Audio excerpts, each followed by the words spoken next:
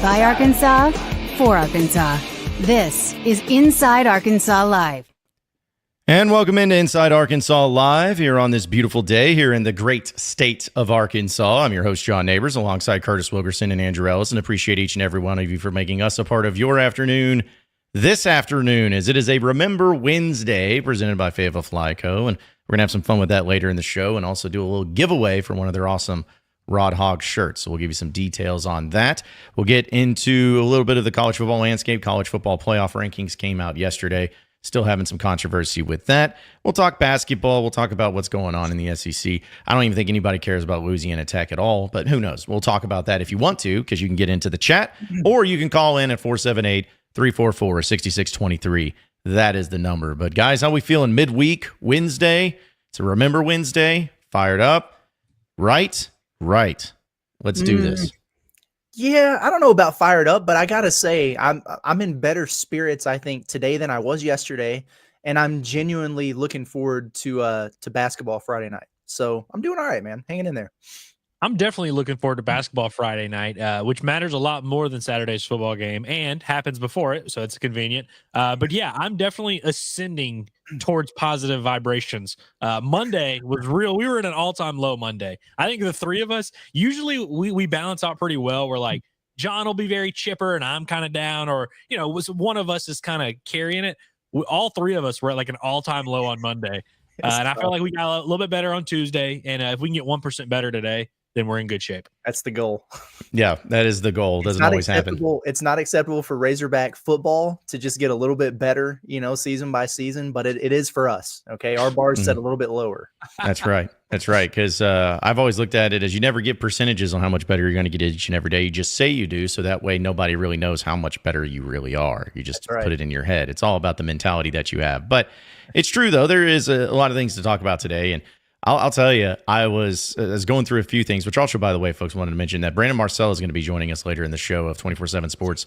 Has a lot of updates and a lot of interesting things to say about the status of Sam Pittman and the options that Arkansas may have if they want to move on, which they may not. But you'll just have to stay tuned for that. But either way, we demand answers, sir. Yeah, well, I mean, listen, everybody wants answers, but they keep asking the stupid questions that you should know the answers to. That's just frustrating for it. But still, it's amazing to me how each and every day is different when it comes to things we're going to talk about, things we're going to lead off the show with. A lot of things change. Sometimes there's big news, and sometimes I just put some things together, pull it out of my rear end, and see if it actually works or clicks with anything. But I like to view it as, hey, always looking at what the people in Arkansas are talking about, what Razorback fans are talking about, regardless if it has anything to do with Arkansas. What are they talking about? And we went into it ad nauseum yesterday, and it was a very much viewed show that we had, and much interacted show dealing with the fans and lack of attendance of Bud Walton and everything.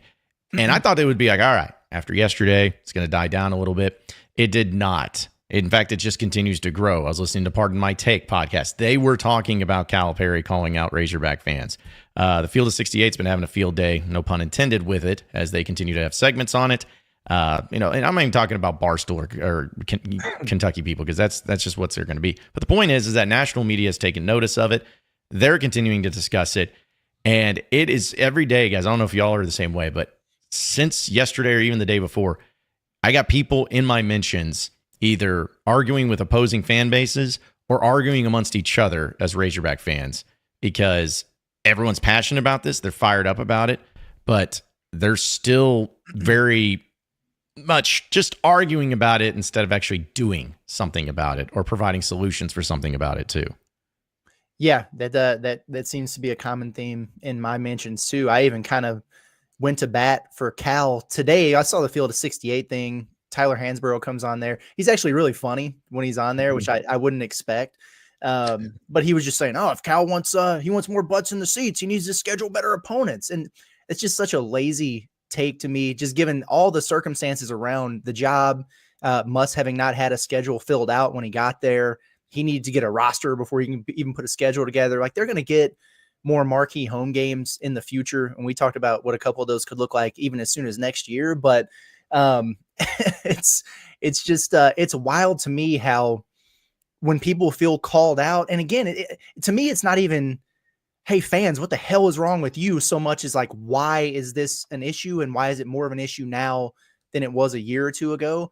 And just the way the goalposts continue to move and the mental gymnastics that are at play here, it's ridiculous to me, man. It's like, I had one person tell me that, well, Eric Musselman, he used to go on Jim Rome all the time. And so that's why I would go watch them play Pacific in a midweek. It's like, what the hell are you talking about?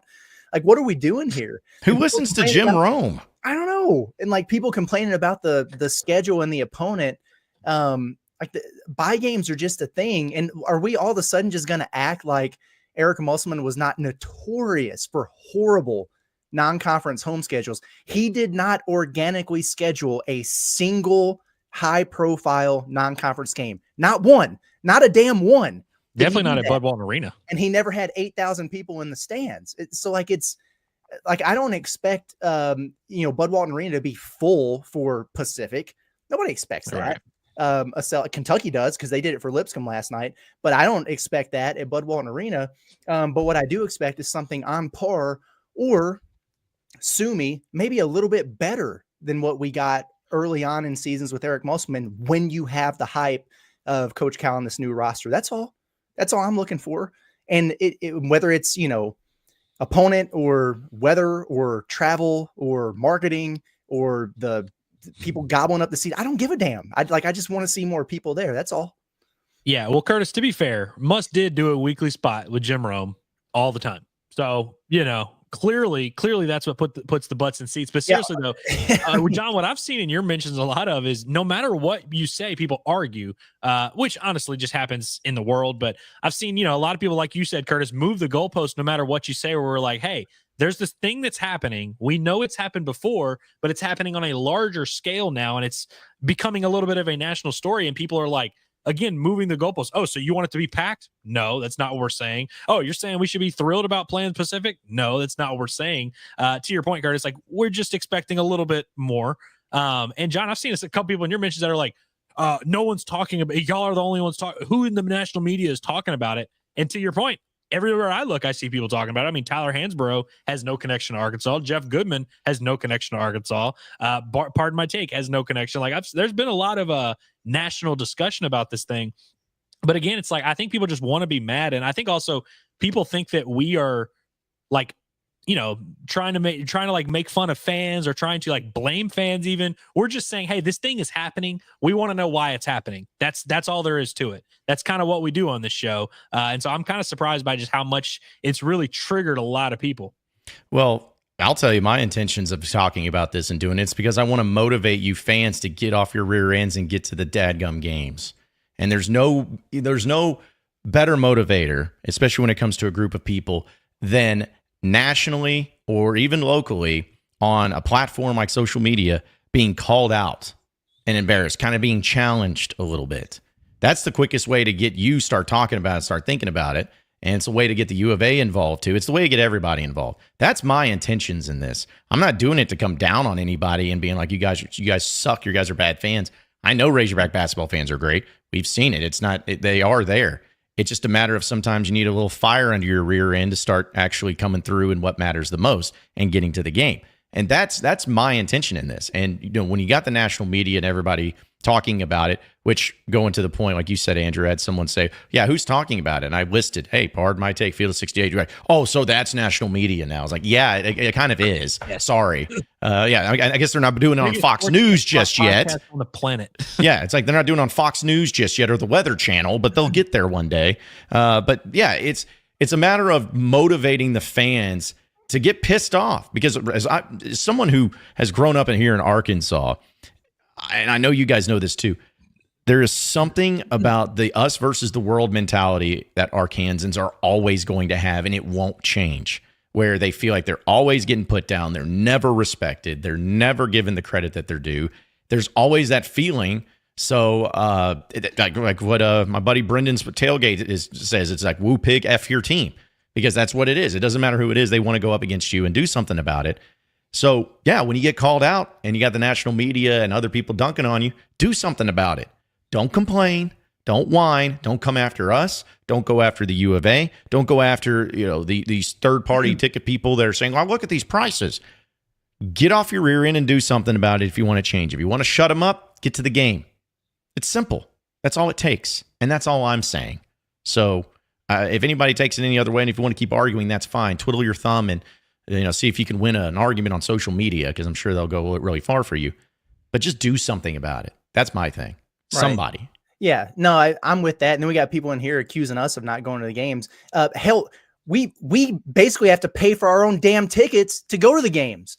I have to write for another outlet just so I can get a damn credential to sit in press row now. I'm doing extra just so I can go to the game. I bought my own damn tickets and drove my ass to watch them play against TCU and covered the game writing stories from a seat in the stands. So I don't want to hear that. I paid my own way to go to the damn Bahamas to cover that shit down there. I paid my way mostly to go to all these NCAA tournament games. Don't question me. I don't want to hear that. I have to leave early to come back home to do a post game because the U of A won't let us do our post game from Bud Walton anymore. So I don't want to hear that shit from anybody. You turn that around and give it right back to somebody else, Nick. I was supposed to say, I was like, I don't know if like you going home to do the post game is why it's like in question, but like I feel like that should even like further this whole thing. But some of us even have even gotten ticketed trying to speed home after the game to go do the post game. So it's like we do our part for the most part. Yeah, but also, all you're going to do is look for more reasons to bitch and piss and moan and deflect at somebody else. That's all you are going to do. Well, and look, it's not a personal thing, because like I've seen how many people like, and look, I see all kinds of people commenting that are kind of like, well, I'm not going to the game because of this. And look, there's no issue. Like literally Brim was like, I live in Connecticut. Obviously, we're not sitting here pissing and moaning about Brim. We're just simply saying, hey, attendance has been like at an all-time low. We're just curious about it. Like it's not a like we're blaming you or you or you and you and you. Like we're just saying like, hey, this thing is happening. Why is it happening? I don't know why it's been taken so personally by so many people that like feel like they're being attacked and they have to defend themselves. It's a non-productive conversation to have because we've done this now for 2 straight days of trying to get to the bottom of it and say, hey, we're not blaming anybody. We know there's a lot of reason, but then people still piss and moan and they feel attacked. That's just the way it is. We're not going to get anywhere with this discussion. We haven't talked about it yet, but like we also heard a lot of people that were like, oh, well, this thing happens everywhere. Clearly it doesn't. I mean, I don't know if anybody saw the Kentucky game last night, but holy cow. I mean, that was they played literally the same opponent that Arkansas played on opening night and had, I don't know, maybe 18,000 people there. Maybe it wasn't quite 20, but I'd say a good bit of people there. And so it's like, again, like we can sit here and just pretend like Arkansas having less than half their fan or their arena full is normal. It's just not. Also, I lived in St. Louis for 10 years. I made it to multiple games a season, but you know what I didn't do? I didn't buy up season tickets and leave them unused for 2/3 of the season, which is the issue that we're talking about here. Yeah, and here's the thing. If you're someone that's taking this personal, good. I don't care if you take it personal or not. I don't care if you have some sort of skin in the game that you feel sad about because you're getting, because usually if you're taking this personal, you might be the one that we're talking to, or at least that I'm talking to. You got to get there to the games. And I just being honest with you, if you hate being made fun of and mocked by people outside the state of Arkansas, then you got to do something about it. That's what it comes down to. And, I got a bunch of tickets that have been offered to me to give away here just for the game against Little Rock. And another thing, just because people have asked me about this and I want to clarify it too. Folks, we can't give away tickets to Razorback games on our platform. Now, on Twitter and stuff, maybe, but I cannot be here on the show and give away tickets because the University of Arkansas does not allow me to do that. So there's also a lot of stuff that the U of A has done to really hinder themselves from being able to do the simple things like that. So it's all encompassing. It's all a big pile that is compiled together and has made it this way. And it's frustrating. It's frustrating for everybody involved. So it's just a matter of, hey, find solutions and fix it. But at the end of the day, the solution is simply this. Be at the games. You do that, we won't talk about it anymore. The national media won't talk about it anymore, and we can move on with our lives.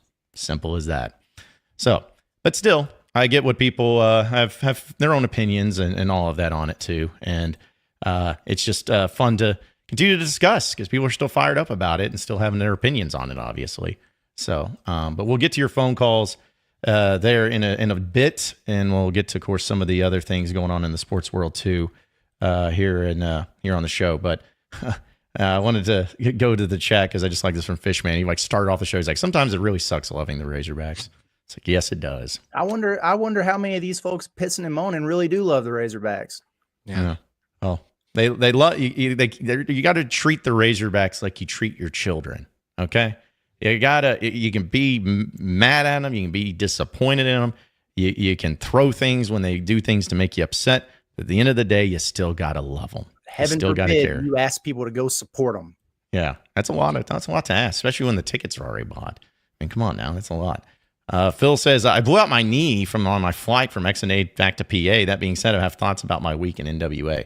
Well, we're waiting on you, Phil. Let us know whatever happened. I need to know the story on how you blew out your knee on the flight. Like, did you stand up to go use the bathroom? Like, seriously, how did that happen?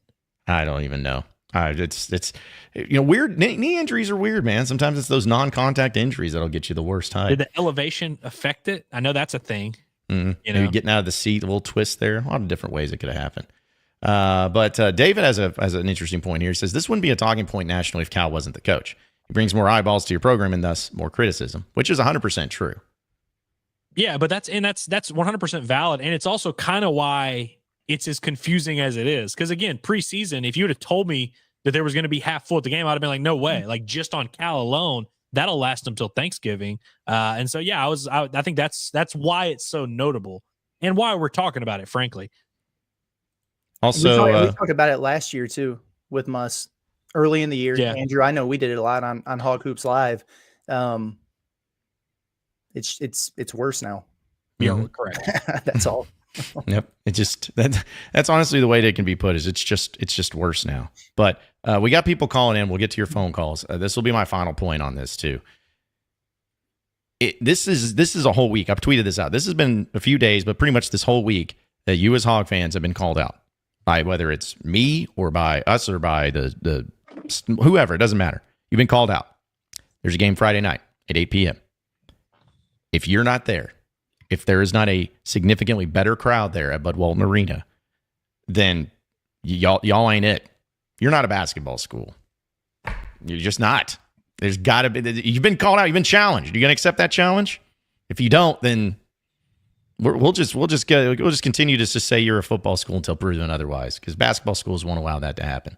I mean, if you can't get to the game now, I don't know what it's going to take. And again, miss me the high school playoffs. Okay. There's still more than, there's 3 million people in this state. A lot of people coming up for the football game. Still should be at least a significantly better crowd. Let's go to the phone lines. I believe this is Dan in Russellville start us off. What's going on, Dan? Hey, how's it going, guys? Going good, man. Good. I was just calling. I've got to remember from when I was a kid, I remember going to games, and it kind of bums me out to hear you talk about the student section not really participating. Because when I was a kid, man, I used to look at those guys and do all the cheers. And, I mean, I even had a Razorback marching band CD. Heck and yeah. I would practice in my room. I would go and put it on and do the chants and all the dances and the 1812 overture where you ride the hog. I mean, that just brought so much energy to the place, man. And it kind of bums me out to hear that they're not participating. I know. I was kind of doing the same thing. And I am going to make those TikToks, by the way. I'm going to make them as cringy as possible, but it's needed necessity. But no, you're right. There's always just an understanding, even if you weren't in the student section, of kind of like, hey, what are they doing? Oh, well, you got to do this and you got to do this. And this is what the thing is. And yeah, it just doesn't exist right now at all. Well, I'm really hoping for TikToks help, and I appreciate you guys taking my call. Problem, Dan. Appreciate you calling in. I'm sure the TikToks will help. TikToks always help people. It's like people searching for recipes on do-it-yourselfs on YouTube.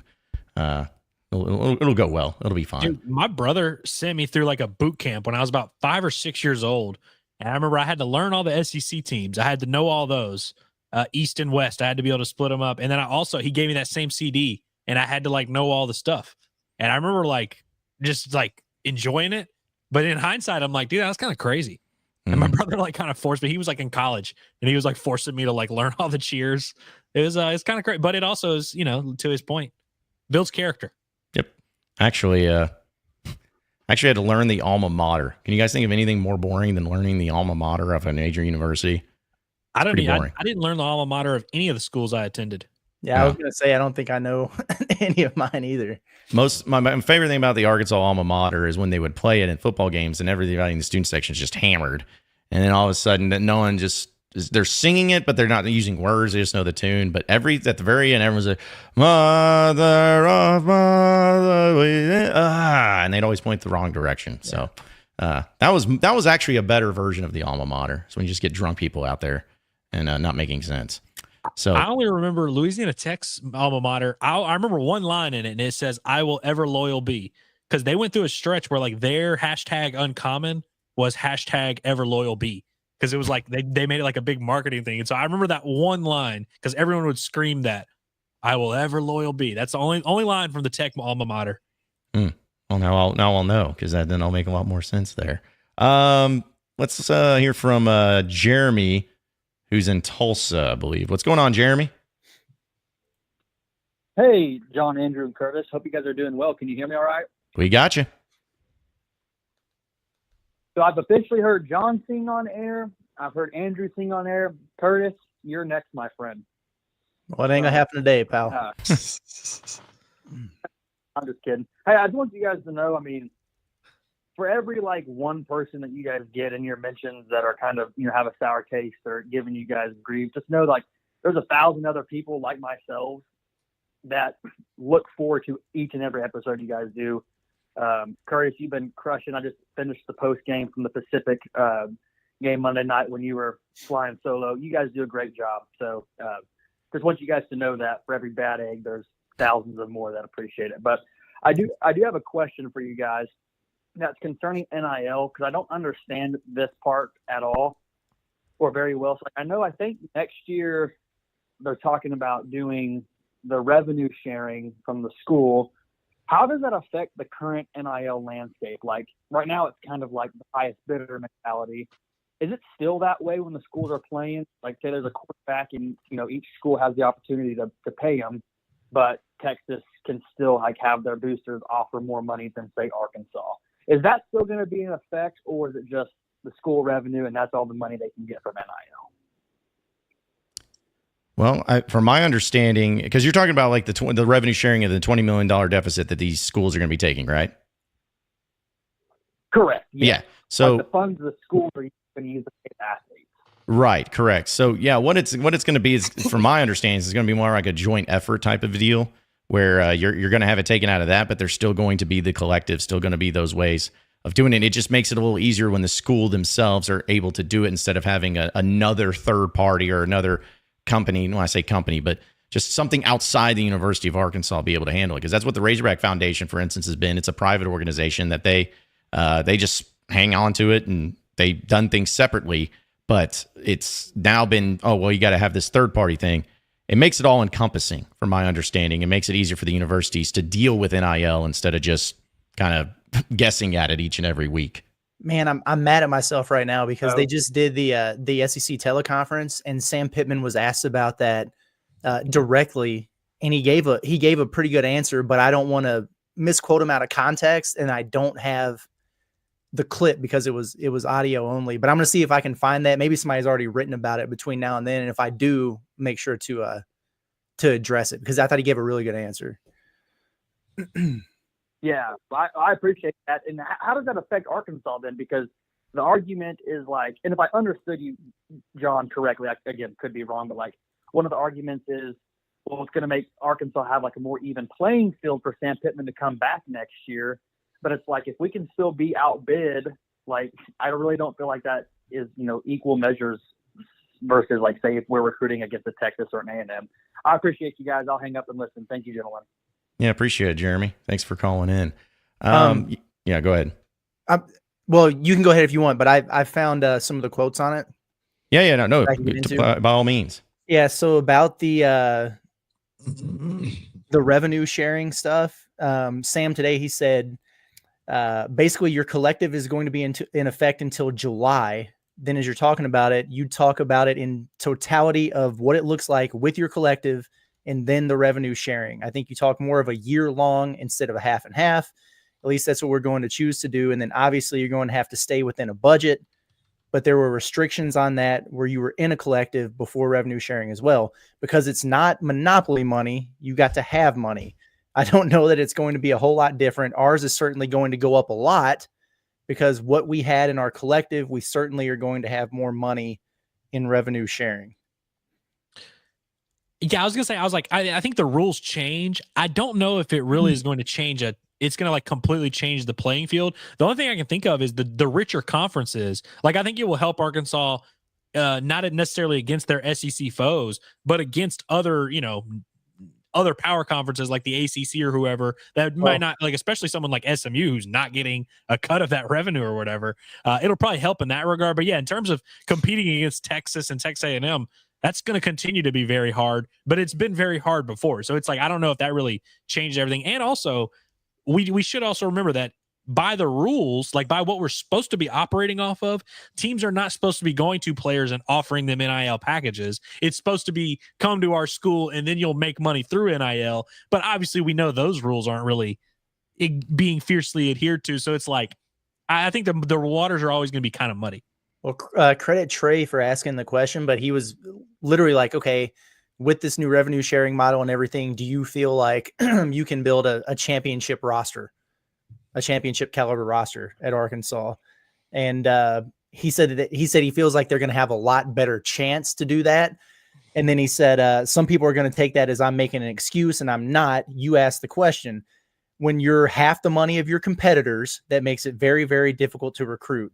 Yes. Do I think that this will allow us an opportunity to go out and financially recruit with the rest of the teams in the SEC? Absolutely. Were we able to do that the past 3 years? No. He said, yes, but don't expect me to do it. Exactly. Yeah, pretty much, dude. Yeah, that's how I took it too. But it can be done, but it will not be done. Yes. But yeah, that's the thing is NIL's actually been brought up a good bit, with all the time, but just here in the past couple of days, as far as, some people saying about talent or about recruiting or about, whether it's high school recruiting and football, football, is it as high as it needs to be, but then basketball, it's way up here. So shouldn't there be more? It's kind of all over the place. Well, guys, I got a very pleasant surprise for you because right now we have one of our favorite people who have called into the show here today and wanted to discuss a few things actually doing with NIL and actually give some breaking news on it. It's our guy, Carlton Saffa of the Saracen Casino Resort, who wants to speak a little bit more on it. What's going on, Carlton? Hey, I promise I won't be like 2 hours like I was last time, although I had a lot of fun when I talked to you all last time live on camera. So, look, there's no secret we love your program. It's why we have done everything we can to get it out there and make a success. But I want to break a little bit of news and get in front of something because I think the most devout, learned, educated Razorback fans listen and watch this program. So tomorrow morning, it's going to seem like something good is happening. It's not. Tomorrow morning, there'll be a bill filed that allegedly, purportedly, will be an NIL 50-50 bill. But the devil is in the details. And the road to hell is paved with good intentions. The bill sponsor is a good friend of mine. When y'all see who it is, y'all will know him too. I expect this to be announced tomorrow morning on the radio. But the bill completely excludes casinos, despite the fact that the casinos have hundreds of thousands of users and have complete build out of the infrastructure and relies almost entirely on the failed model we've seen in Florida. So, hey, just for kicks, type in fv5050.com. The mighty state of Florida, third biggest state in the United States, they're doing 50-50 NIL jackpots, $10,000. So tomorrow, I believe, well-intentioned, you'll see a bill filed which completely cuts the casinos out. Oakland will love it because they're afraid to compete online. And this NIL 50-50 that somebody's going to try to pass, again, I think their heart's in the right place, is going to yield maybe $10,000 a week. So don't fall for it. That's my only message. But yeah, greed and failure to compete in the casino space is going to cost the Razorbacks a fortune. So I just wanted you to know before it's announced tomorrow morning, there's going to be something that looks good, that is very, very bad. Every time you do something, there is an opportunity cost. And anyone supportive of a bill that is going to throw off in Florida $10,000 a month so they can beat their chests and say, we helped NIL, they're not helping anybody. So just wanted you to know before that story is told tomorrow morning in Little Rock. All right. Well, that's the thing, Carlton. I know a lot of people are interested in this and wanting NIL to succeed at Arkansas, and they're going to do whatever they can. So, they definitely need to get the message across and get to know what it is. The bottom line is this, I guess. Tomorrow morning, when the word of this breaks, people are going to go, wow, they're finally doing it. It's a sabotage. It's an absolute sabotage of the program to yield an NIL 50-50 drawing that'll throw off $10,000 a week. So, hats off to the sponsor for trying to do the right thing, but doing something smart in a very goofy way doesn't accomplish much. And we fully intend to oppose a bill that we believe will get almost nothing done. I mean, if the program needs $10,000 a week, Saracen will just give it to the program. We designed this and built it to generate hundreds of thousands of dollars a week. The Florida model is a $10,000 a week raffle. And by the way, there's some vendor somewhere taking 15% out of it. And of course, we've offered to do this for free. So anyway, I don't fault people for trying to help, but the bill that you'll see filed tomorrow, I expect we'll have a bunch of fake news associated with it, and look forward to actually doing something to really help the university instead of pretending to. Well, hey, we appreciate you letting everybody know, and we'll be sure to get the word out for you today and give everybody the information that they need, especially Razorback fans, Carlton. Thanks, buddy. Yeah, anytime. Appreciate it. Again, Carlton Saffa of Saracen Casino Resort calling in. So always good to hear from him.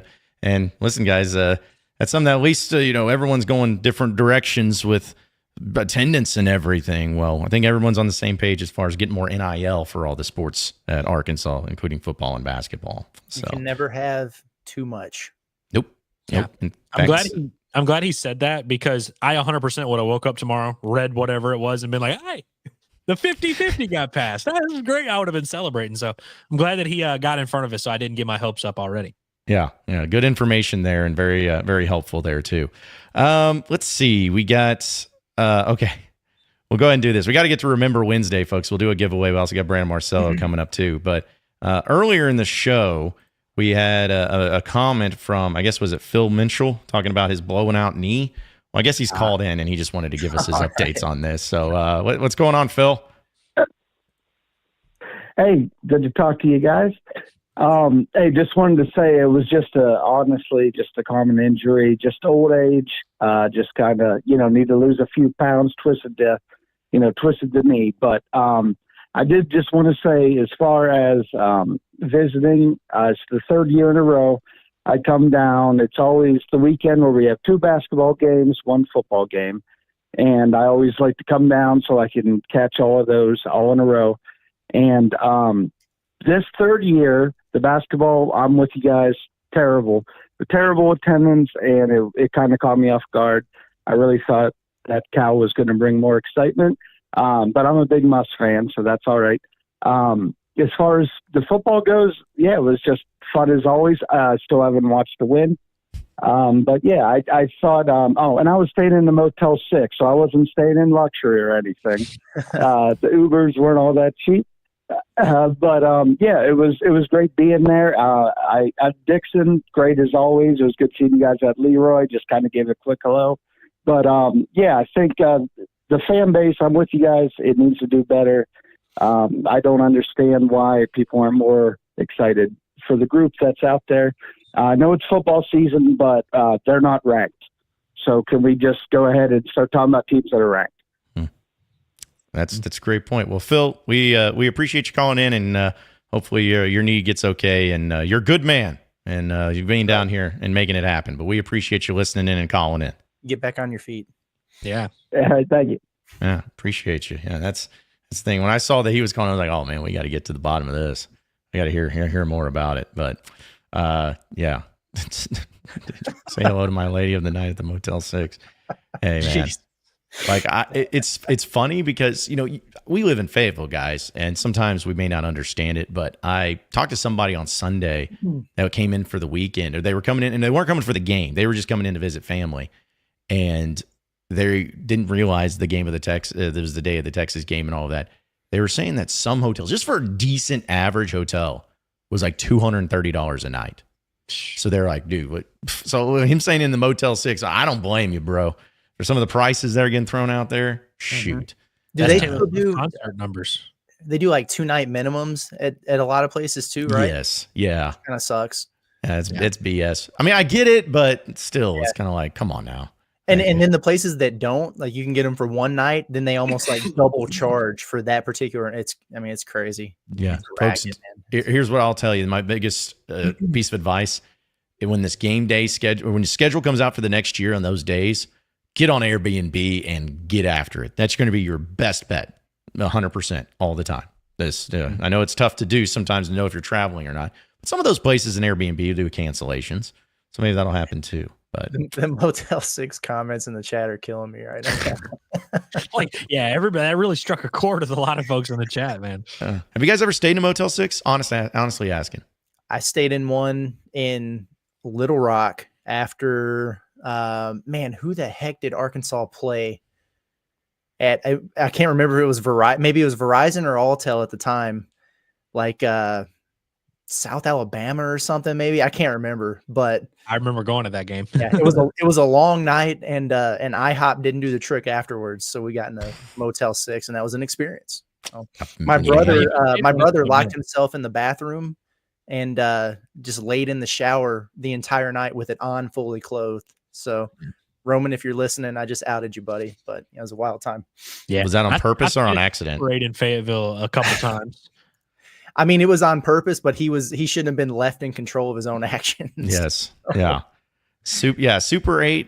Is there the Super 8 used to be in Fayetteville way back There's when? Still one. Well, is it not that one like right off MLK where there's like 8 hotels right yeah, there? maybe that is one. I'm thinking of the Super 8 when I came to interview with Trey Biddy. I stayed at the Super 8. I wasn't sure if I was gonna get the jobs. I was like, I'm not about to be at a nice hotel. Yeah. Honestly, you guys ever know a Days Inn? I remember there used to be a Days Inn in Fayetteville. I stayed in Omaha in 2022 for like 4 nights. Yeah. Right off College and Township is where it was in Fayetteville. And it was like a complex. It's now bulldozed into car wash now, like everything else in Fayetteville. Yeah. But it was literally it looked like an apartment complex. It was so massive. And I remember people used to stay there all the time. It was one of the nicer hotels. Some of those places are crazy, man. I went on a recruiting trip one time to go see a recruit, me and our other assistant, and we were on the outskirts of Chicago, and we had, like it was NAI, man. So we were balling on a budget, and we pulled up at the Stardust Motel, and on the it said vacancy, and then it said $50, no tax, and so we went in there and got a room, and they were legit like, so you guys think you're gonna need the room the whole night or just a couple hours? And we're like, what the we gotten ourselves into, man. Yo, wild. Yeah, that would be just too much. I'd have to leave. I couldn't do it. Especially shout out to you, Curtis, even a Motel 6 in Little Rock. I mean, it was dire something. straits, man. Yeah, it happens. Had I known you at the time, I'd have found you. Oh yeah, we'll go out there into the fine place of Hillcrest and hang out there with all the homeless people that walk through. I will say though, real quick, just a side note. I remember I actually had, this is going to sound terrible and I may get canceled for this. And when I was living in Little Rock, I got a gun pulled out on me on my way to go get a gun. I'm not kidding. It was a road rage incident. I wasn't driving the vehicle, but a guy pulled a gun out on me, and that's on my way to go get a gun. So I was like, I think I'm making the right decision. Come back. This is about a few months later. I'm in Hillcrest, and remember that snowpocalypse that hit like central Arkansas where it snowed 8 inches in a day and then 12 inches after that? It was awful. And I had a homeless guy come up while I'm getting out of trying to go to work, and he is berating me, and he's like, you take me to the Kroger right now as I need hot dogs and dog food. And he's like got something in his pocket. So dude, that's the only time I ever had to aim my gun at somebody. I wouldn't want to do it, but he was threatening. I did not. because it was, I cannot tell you how close that Kroger was. It was 0.4 miles away where I lived. So I'm like, you can walk. Just get this. You walked over here. Keep walking. So he's got to carry the dog food. Like, I don't know. You could have, Yeah. Well, I didn't know. I'm like, do you have a dog? He's like, what are you trying to ask me? It's like, well, I mean, part of buying dog food is maybe having a dog to feed it to. So I was like, I don't want to know what you guys are doing with your crazy stuff and everything. All right, final call before we move on because we have a lot of stuff to get to. But great call so far. Let's go to Brian, who I believe is calling from Louisville. We'll find out. What's up, Brian?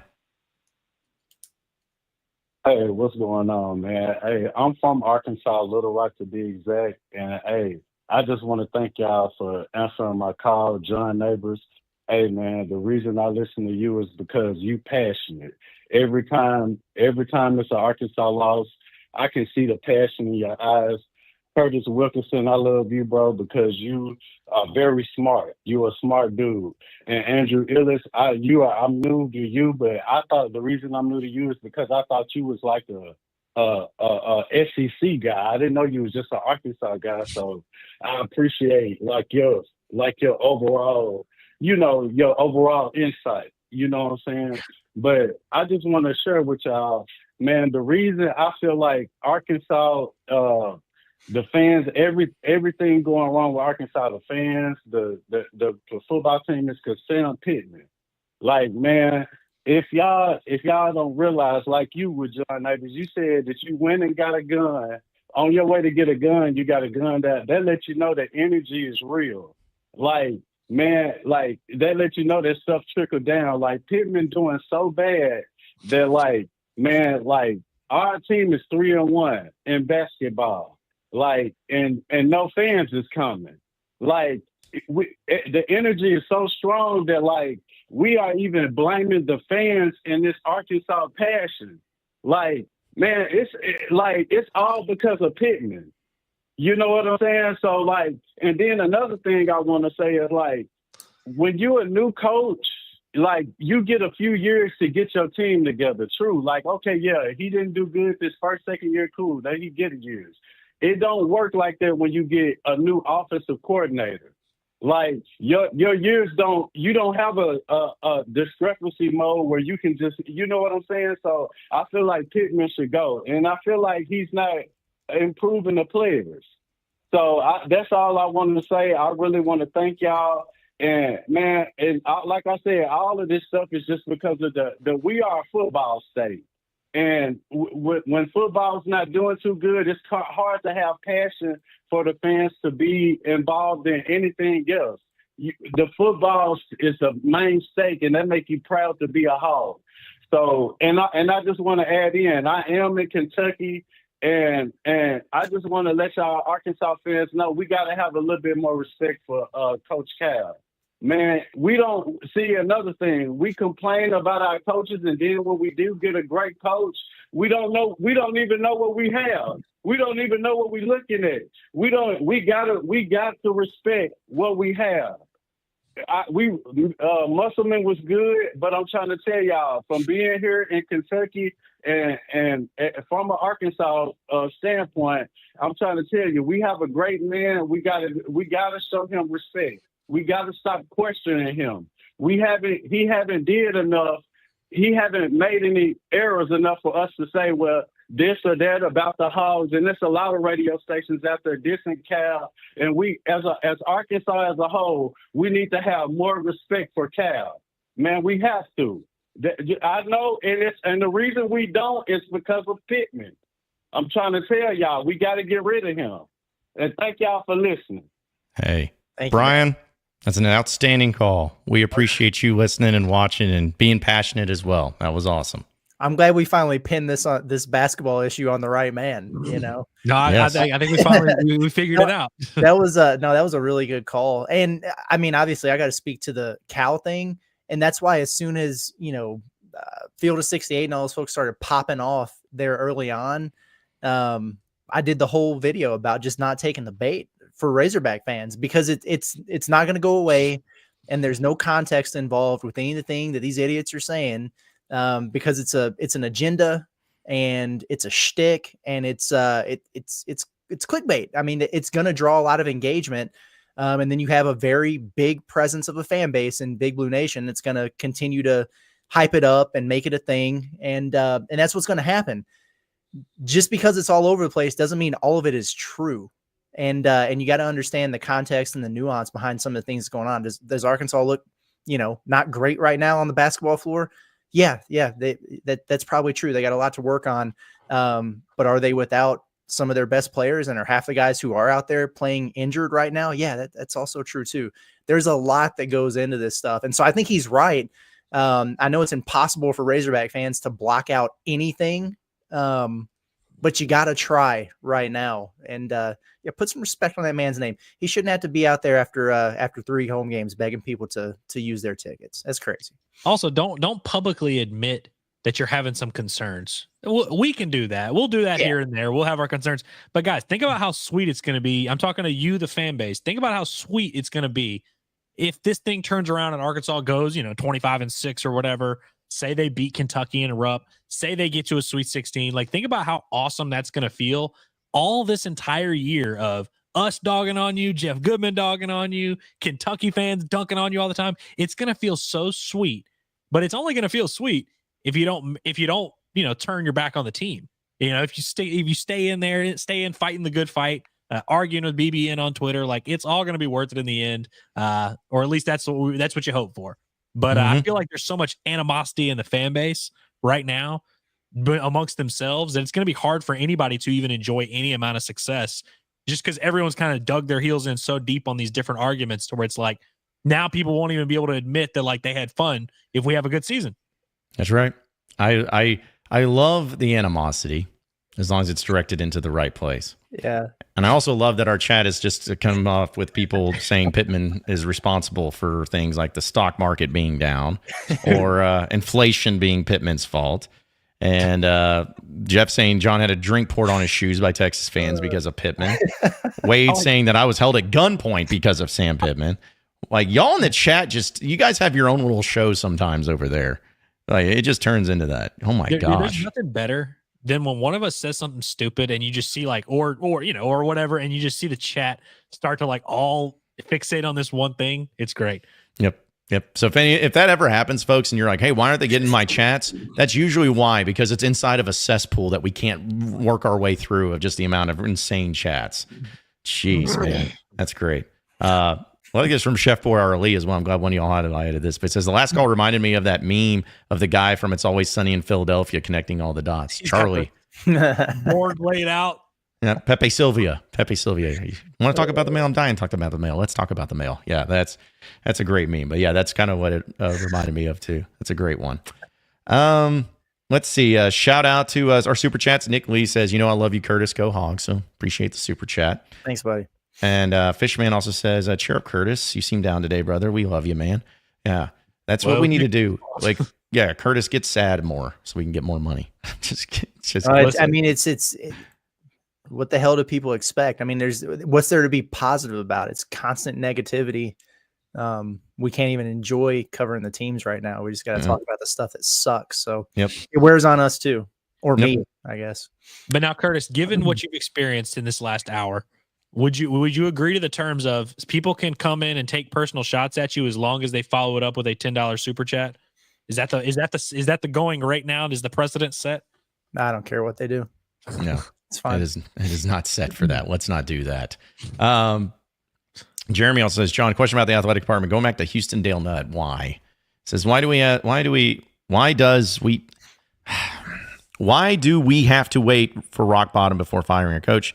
They continue to wait until a large portion of the fan base checks out. Crazy. I mean, it's kind of just sports in general. I mean, you're not going to, I don't say call it rock bottom. This isn't rock bottom for Sam Pittman. It's not. Like rock bottom last year. Last year, yeah. I hope. I mean, yeah, for real. If you're going to keep them, it better have been last year be the rock bottom. But they continue to wait out. Like, I don't understand. You have to be smart about it. And I know it's easy to just say fire everybody, but you have to be strategic in when you do it. Because there are some places out there that if you fire a coach too soon or you fire a coach for the wrong reasons, it can really be tough for the next guy to come in.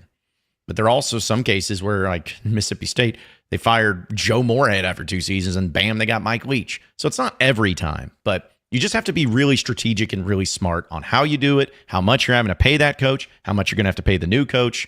You got to be very smart when it comes to those things. But stability is just what everyone wants. That's the goal of this whole thing. If you're running an athletic department or you're in charge of a program. And so I think the easiest way to do that is to have a coach that's there for a long time. And so obviously anytime you have a coach, you are hoping that Sam Pittman will be the long-term answer. John Calipari will be the long-term answer.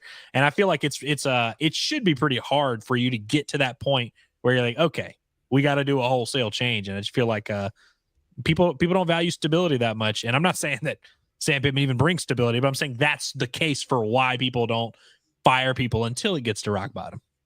All right, so folks, it is a Remember Wednesday presented by Fayetteville Fly Co. here on the show. So let's go ahead and get in that because we are going to give away one of their sweet Rod Hog, it's Rod Hog. I want to say Hog Rod, I guess for hot rod. And don't say not that. I'm not going to say that. I wouldn't say that. I would never say that, but I did.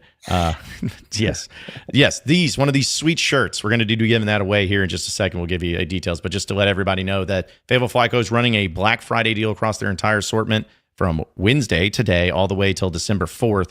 30% off site-wide. Shop local with limited supply. Great gifts for favorite outdoorsmen and outdoors women.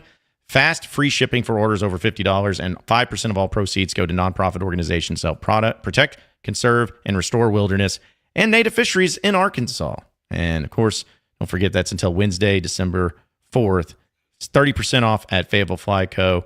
And the website, flyco.com. We got it seen right there. Like just go to that website. It's right there. You can check it out. But I really appreciate them. So let's do a little Remember Wednesday. And then I'm going to ask a question. I'll give you details on it, but I'm going to ask a question for it. In fact, no, I'll just do that now, get out of the way so people don't freak out.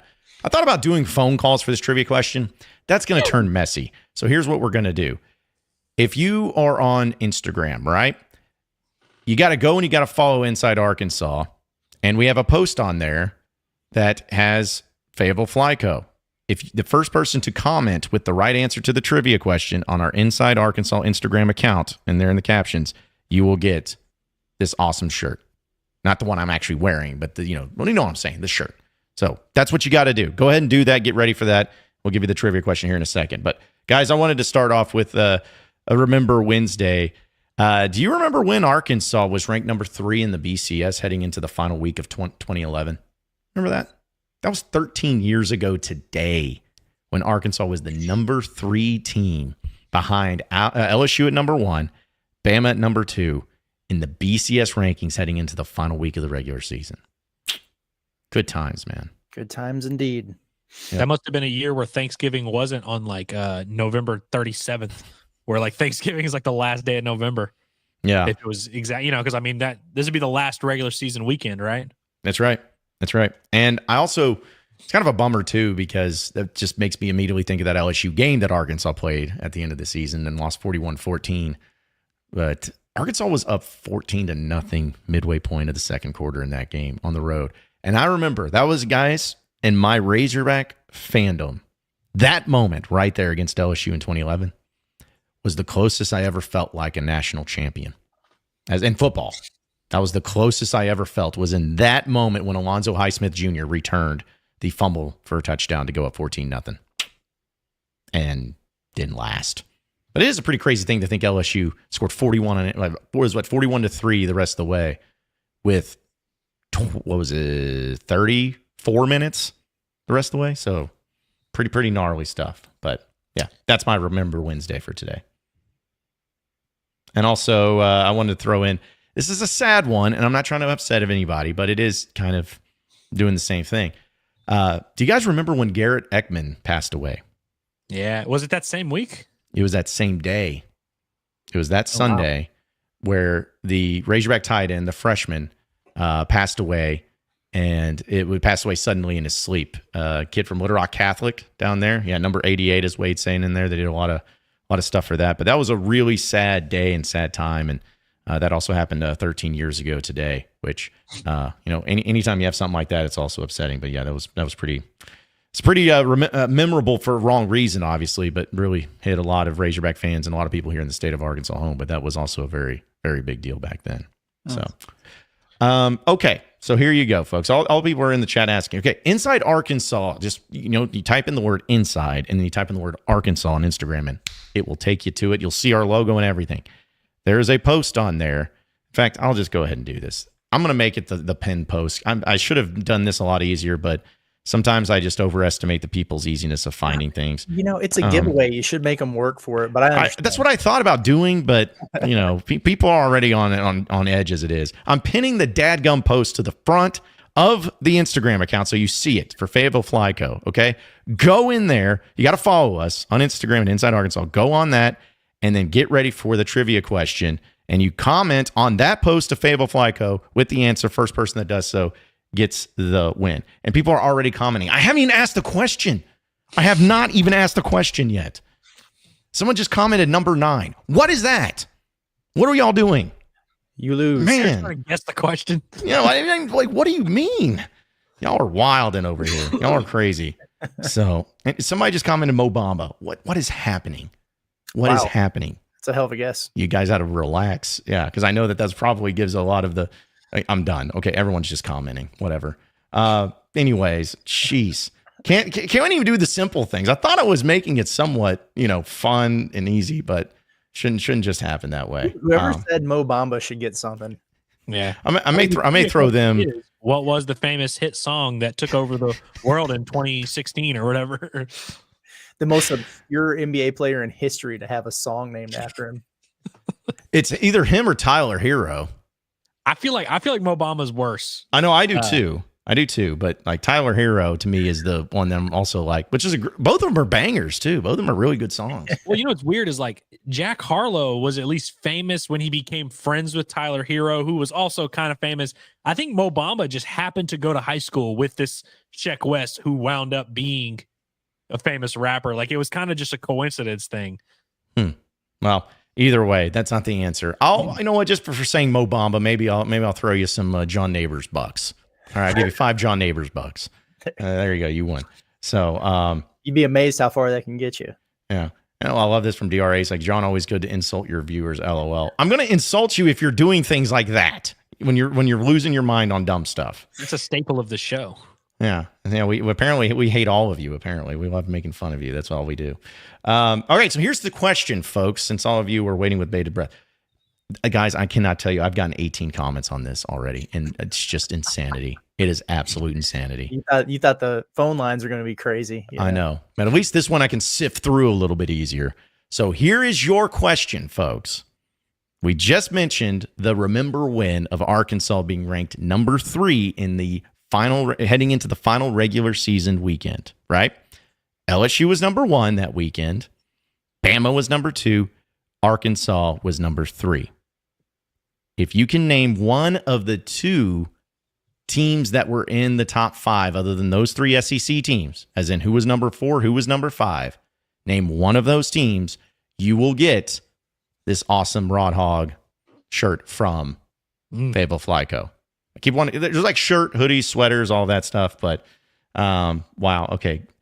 This is a great thing though, guys, because now we see exactly how many people watch us. Yeah. Right now I'm counting, since I just ended the question, we have 28 responses. Like that. Well, also, John, we have access to the information that tells us how many people watch us. That too. But that's not, the people don't know that. Ellis, come on. It was never a mystery. Yeah, the people don't know that. Come on now. You got to play along with that one. Also, but can we just say, for the record, you asked me this trivia question before we went live, and I got it in like 2 seconds. Nailed it. Yeah. Mm-hmm. I mean, just crushed it. But also, I am of superior intellect, so it's a little different. Of course. Given that, let's see. I see a lot of incorrect answers on the chat. Yeah, there is a lot. I will say though, that was funny. I just want to give a shout out because Whitty just said Broden dropped the question in the chat, and he did it on the comment of Instagram. I'm like, dude, you are consistent. I'll give you that. I'll even give the chat a hint while we're just riffing here. Okay. Both of the quarterbacks for the 2 teams, first round draft picks. That's right. Yep. One of them was not like the other. Was really old. Yes. And one of them sounded like Kermit the Frog and not Patrick Mahomes. Yeah. I think a Family Guy skit did the people who sounded like Kermit the Frog, and they did like Al Michaels was one of them. They did I think the guy, well, not the guy that you're thinking of, but I feel like there's a lot of people that kind of have a Kermit the Frog voice, like Ray Romano, guys like that. So this guy says my answer is still Cody Clark. Final answer. I'm good with that one. Yep. Oh, you nailed it. You nailed it. We do have a winner already, as you can imagine. So All right. It was pretty quick, but we'll go ahead and give you the answer, folks. If you would have said Oklahoma State or Stanford, you would have been correct. So shout out to, I'm sifting through to the bottom. So that way we know exactly who was the first one to nail it. And according to my very accurate timeline right here, it was, where'd he go? See, it keeps moving around. It was, shout out to, I'm going to say it wrong. Gaggle 22. No, Gage. There we go. His name's Gage. His name's Gage Lorenz, but it had his username was Gage and then the L, so it looked like Gagel. That guy. Gagel, all that. Congratulations to the Gage L22. There's you are Gage officially a winner. There we go. Dubs. Yeah. Good stuff. Yeah, there he is. Yep. Good song. Good stuff there, Gage. So congratulations. You won. So all you got to do, since you won, and we know who you are, so you can't cheat. Because this is the other thing, too, that makes it difficult, because you got people be like, oh, it was me that won. All you do is go down on Instagram, DM us your information, as in your address and your phone number, and we'll send it to you. Good? That's good stuff right there. Nailed it. I mean, just clockwork. It was so clean and smooth. It's perfect. It was totally perfect. Golly. This was fun. It didn't distract me, though, from my Remember Wins. All I right. got a couple in the chamber. What you got? For one, I'm just going to say, remember when Louisiana Tech came to Fayetteville not that long ago? Like, I guess it was 8 years ago at this point, and took Arkansas to the brink with Austin Allen as the quarterback. I was there. Yeah. What was the final score of that? It's like 19-14 or something like that. It was more than that. Maybe. That was like 28-24 or something. I know Arkansas needed a like fourth and goal conversion to win the game. And sorry, what year was it again that you're referring to? 2016. It was 21-20 according to ESPN. Okay, 2020. Wow. But yeah, it was Austin Allen threw a fourth down touchdown pass to Jeremy Sprinkle with 6 minutes left to give Arkansas the lead, and they ended up winning from there. Tech also had a backup quarterback that day because their quarterback had gotten a DUI a couple of weeks before. That's right. And isn't it funny that season started weird but ended well, or ended badly? Oh, yeah. It didn't end well. Because, you start off, it was weird because you had that Louisiana Tech game, and then you go down to TCU and have one of the craziest double overtime games down there, where you got Dan Skipper blocking a field goal to send it to win the game and all that. So, yeah, that was a weird, wild season. That was the first year you ever beat Florida since joining the SEC. You get smoked by Auburn 52-6 or 52-3 on the road. There's a lot of weird stuff that happened. I'll tell you what it kind of reminds me of. Kind of reminds me of this season a little bit.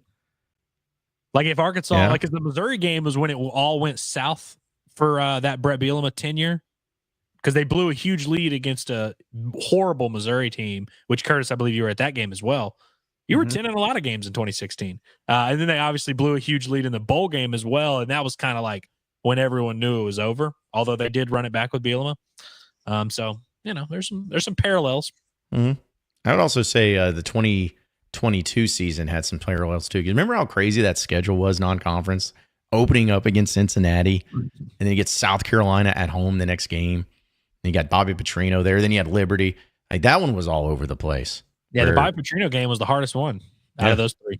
Like you beat Cincinnati, that was a really good win. You kind of beat the crap out of South Carolina a little bit, and then struggled with Missouri State. Then the A&M game, we know what happened there.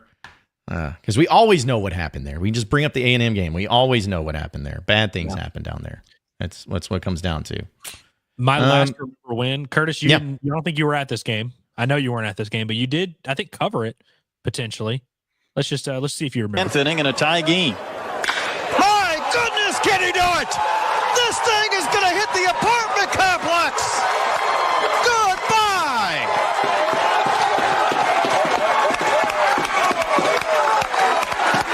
up into the Rustin Knight. What a call by. Yeah, I feel like that was I was on the road during that time. I don't know if I was at the SEC basketball tournament or the NCAA tournament, but it was one of those sitting on site covering a basketball game and having to write baseball stories simultaneously experiences. I remember that. Having a great time. You were like a hotel bar typing out a Jalen Battles gamer.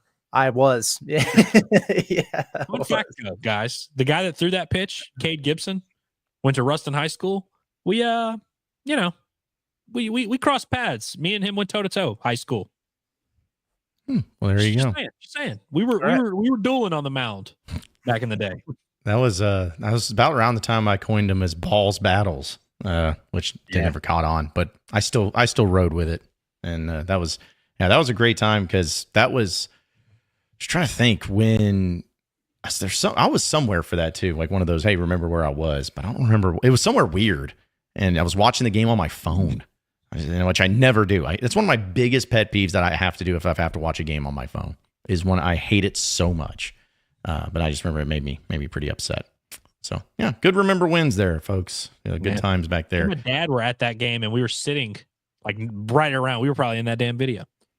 Good time. That was back when I had innocence and hope in my life. Yeah, well, you should have known better than that.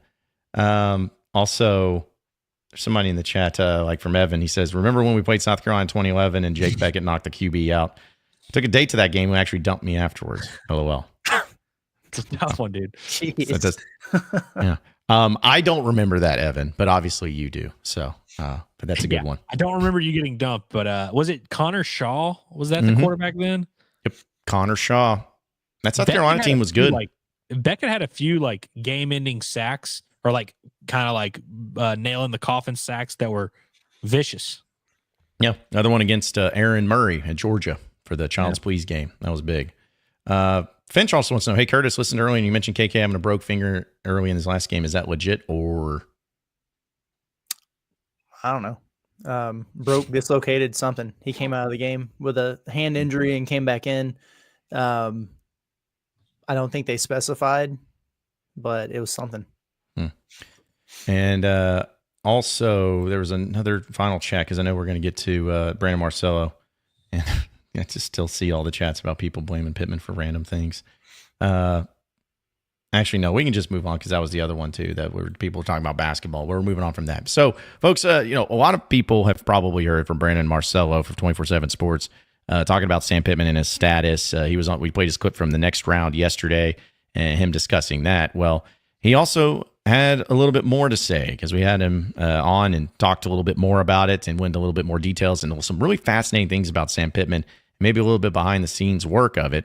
So without further ado, let's go ahead and hear from Brandon Marcelo of 24/7 Sports about the latest status for Sam Pittman here at the University of Arkansas. Now here on Inside Arkansas Live, we have a very special guest joining us. He's a man that knows all about college football and the national landscape. And with a few weeks left of the college football landscape, it's pretty crazy. So let's talk about that, specifically about the state of the Razorbacks. It is Brandon Marcelo of 24/7 Sports.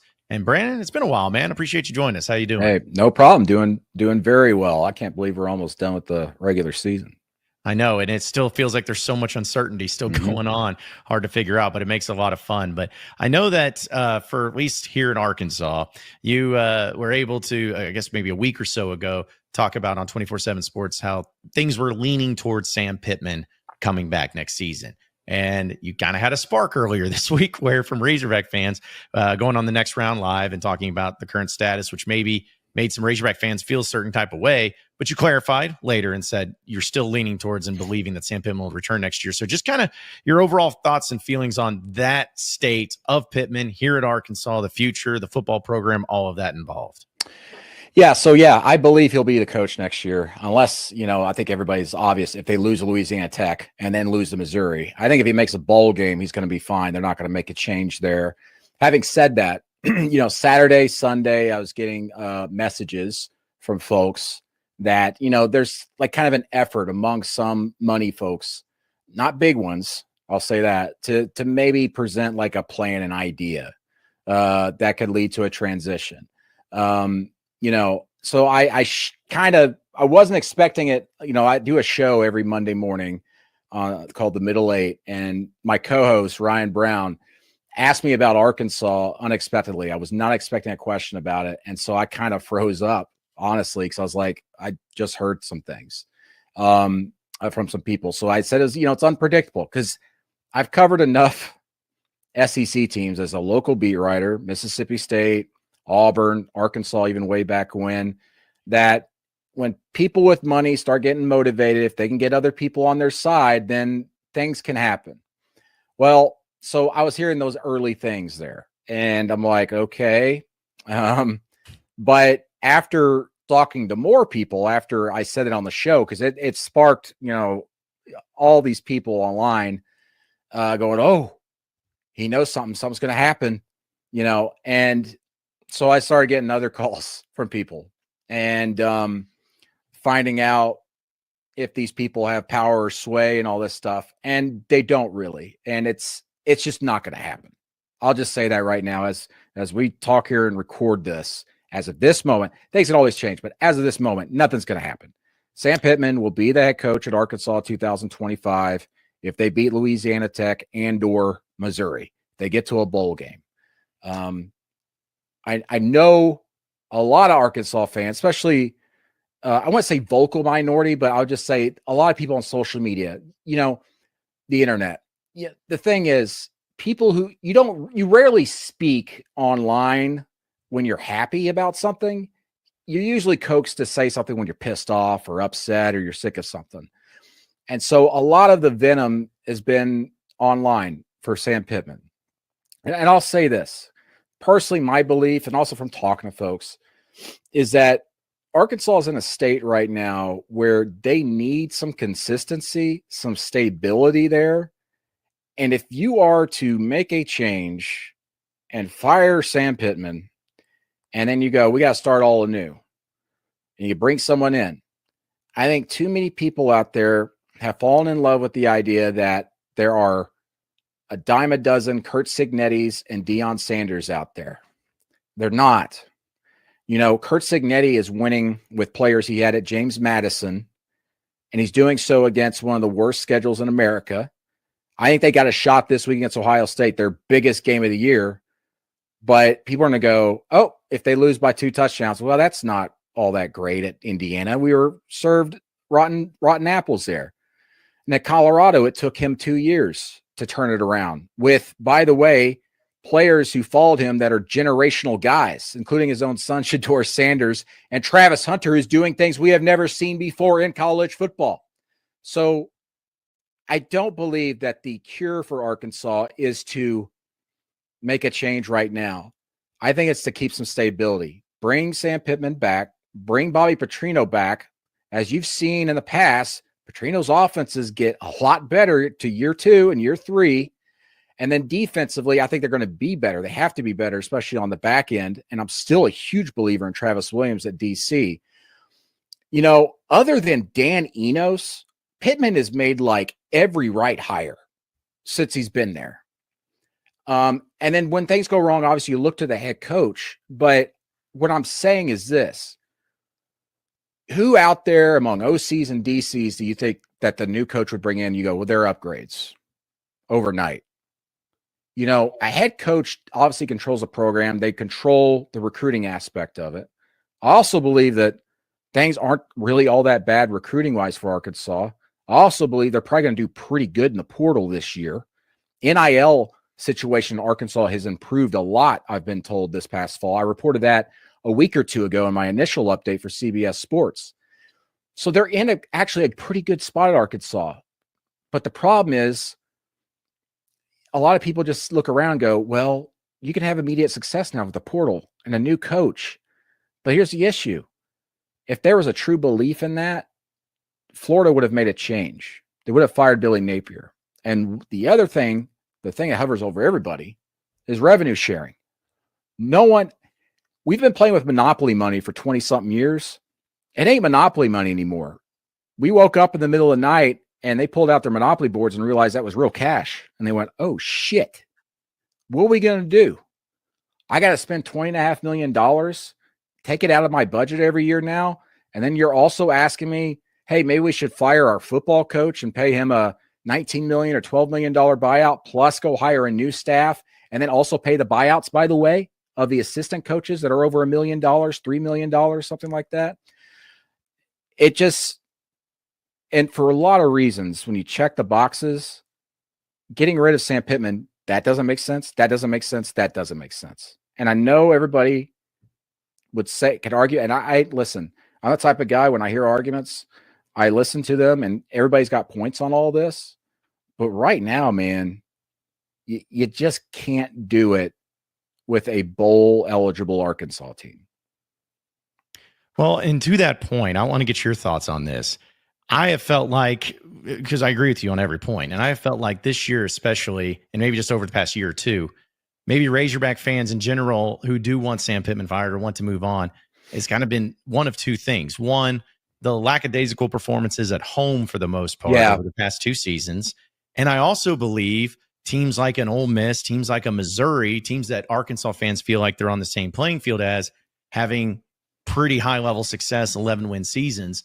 I think those coupled together is, if you look at the grand scheme, I mean, there's a chance that Sam Pittman goes 7-5 this year, 4-4 in SEC play, which is, all things considered, from a year ago, is really good. Yeah. But I think those two factors have maybe been what's really turned a lot of Razorback fans off of Sam Pittman a little quicker than what normally coaches would be. Yeah, I can understand that. Plus, he is in his 5th year.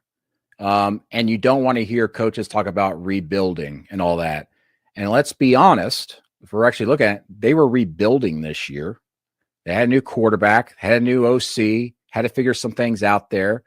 And they're going to have to replace some guys, especially at receiver next year. But you got your quarterback coming back. Defensively, they should be better. But yeah, I think comparing Arkansas to what Ole Miss is doing is a little bit unfair because of the situation kind of Kiffin inherited there was actually much better. And then also he's been able to build on that and build on that. And it's been dynamic. And the thing there is he's calling the plays. He hasn't had to have a change at OC. And that's his thing. Whereas at Arkansas, you've got a guy who doesn't call the plays. He's leading the organization. He's got to make changes. And Sam Pittman's biggest mistake, it was hiring Dan Enos. I mean, that was the dumbest mistake he's made. But every other hire he's made, I would argue, have been top tier online with anybody else in the SEC. I mean, John, you've heard me talk about how Arkansas would freak out and not maybe realize it for another year or two, how much they would miss Barry Odom and Kendall Briles when they left, because they were very important to the success that Arkansas had under KJ Jefferson. And I think you're seeing it now with KJ Jefferson sitting on the freaking bench at UCF this year. But Arkansas went out and hired Bobby freaking Petrino, and they got Travis Williams, who's going to be a head coach in the next 3 years, guarantee it. And those guys, and it's just not me seeing this with my eyes, it's guys in the industry I talk to every day who have no reason to lie to me because we're off the record talking about guys. I mean, I could tell you who a good coach is and who a bad coach is just by talking to their peers, because these guys talk shit about each other behind their backs all the time, and they're willing to do it because they know they're not on the record. And those two guys, Bobby Petrino and Travis Williams, very damn well respected in the SEC and elsewhere. Anyway, yeah, it's just it's a difficult spot. I don't like seeing Arkansas just be a 6-6 team. And I hate to say it. It's just in the new SEC, the days of like a Houston not being able to get to the SEC West, win the SEC West and go to the SEC championship. I mean, those days are gone.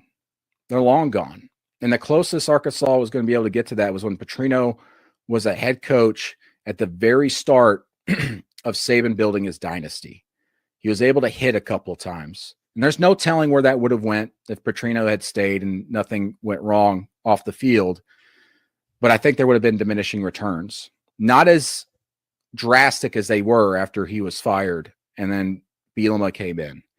But there would have been diminishing returns. And I still think in a lot of ways, Arkansas is still freaking trying to heal from that, because you had all that happen right when Alabama was making its uptick and all the other SEC programs started having more success and investing in their programs. Meanwhile, Arkansas was down on the mat trying to get itself up. And then there was some weird hires. But also it's just about fit sometimes. I think Bielema is a great coach. He's killing it at Illinois. He killed it at Wisconsin. Look at what Wisconsin is right now. They're not very good. And he's a Big Ten coach. That's what he was built for. He wasn't built to be an SEC coach. But for Arkansas right now, you give Sam Pittman another year. And if it doesn't work out next year, go ahead and make your move. I think, Pittman came in and took this job with the idea of I'm coming in to make it better. So when I leave, it's in a better spot. I don't think he necessarily came in here to say, I'm going to win a championship. I'm going to win a national championship. I'm going to win an SEC championship. I think he realized what he was inheriting and what he needed to do. And the very fact that, it's not as bad as the Chad Morris era right now, but that's what he took over. And his biggest sin, other than hiring Dan Enos, was that he had that success early in his tenure in the first 3 years. And then now it's like, oh shit, 6-6 after a losing season with a new quarterback. Oh, this sucks. We should get rid of him. No, it's just, if that was the case, a lot more schools will be making some decisions and firing coaches this year. I mean, as we tape this, every single job opening at head coach right now in college football is a group of 5 team. No one on the power levels made a change yet. And we got 3 weeks remaining in the regular season. That's unheard of. Yeah, no, it's almost going to be weird that there's a chance that every SEC school keeps their same coach from one year to the next, especially now having 16 teams. That's a very good possibility. But you mentioned Arkansas, and the early success, I think, was one of the, as weird as it is, the curses that Sam Pittman had, going from 9 wins and the 7 wins and the 4 wins. That's not exactly going the right direction, but here he is potentially getting 8 wins if he wins out, which could happen.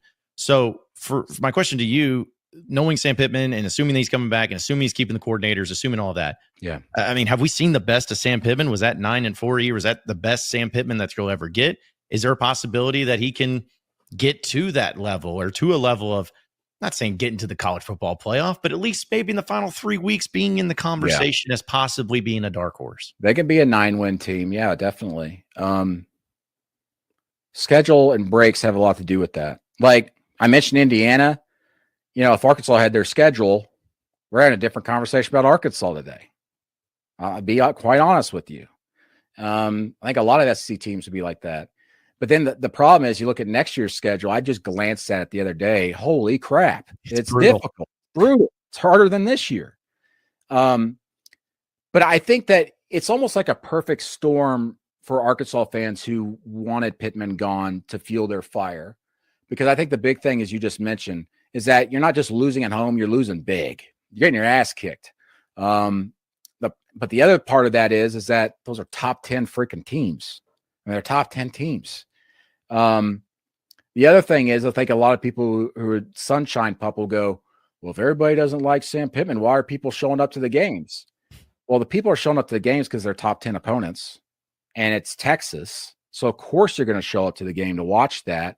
Also, earlier in the year, you had a taste of, hey, we could do this. We can beat a top 10 team. We've done it. We just did it. So there's that hope still. The fact of the matter is that Arkansas just isn't like a great team. They're a good team this year, and that's fine, especially one that's in transition. But no one wants to be in transition in year 5. But the problem is, every coach, every 3 or so years, has to rebuild their program. And Pittman's just happens to be in year 5. Go look at Oklahoma State. I know they win 10 games almost every year, but there's been a couple of years under Mike Gundy where it's just like, what the hell happened there? And then the next year they jet back up. It's difficult spot, man. It very much is. But maybe it's because I'm getting older, but I caution just wanting to make a change for the sake of a change. I really do. And I think that's where a lot of Arkansas fans are right now. Well, last one before we let you get out of here, because I know it's kind of diving into the psyche of Sam Pittman, but I look at videos of him being in the coach in 2021, and then the press conferences and post games, drinking old cold beer, being that guy, laughing, having a good time. And now I know he's got a hip injury and it's going to get replaced, I guess, here in the offseason. but just seems like he's lost a lot of his happiness. And maybe there's a lot of coaches like that, but that was kind of where maybe I was leaning towards he's going to hang it up because he just doesn't seem to be having fun anymore. Do you think that that's got a lot more to do with the pain that he's in, or is there maybe something to it where he's not having as much fun as he did? I think it's two things. I do think the hip and his ankle and all that has, I mean, if you ever been in chronic pain, it affects your freaking mood and the way you perform your job. I mean, I dealt with it for 2 years myself, and I was a local beat reporter covering Auburn. Won't get to the details, but holy crap. Like I was just an ass to everybody. But I also think it's that pain he's dealing with. I also think it's just the fan base just being so negative all the time. And they've got good reasons to be negative from time to time, but it's like day to day, every single day, and it's just coming after them.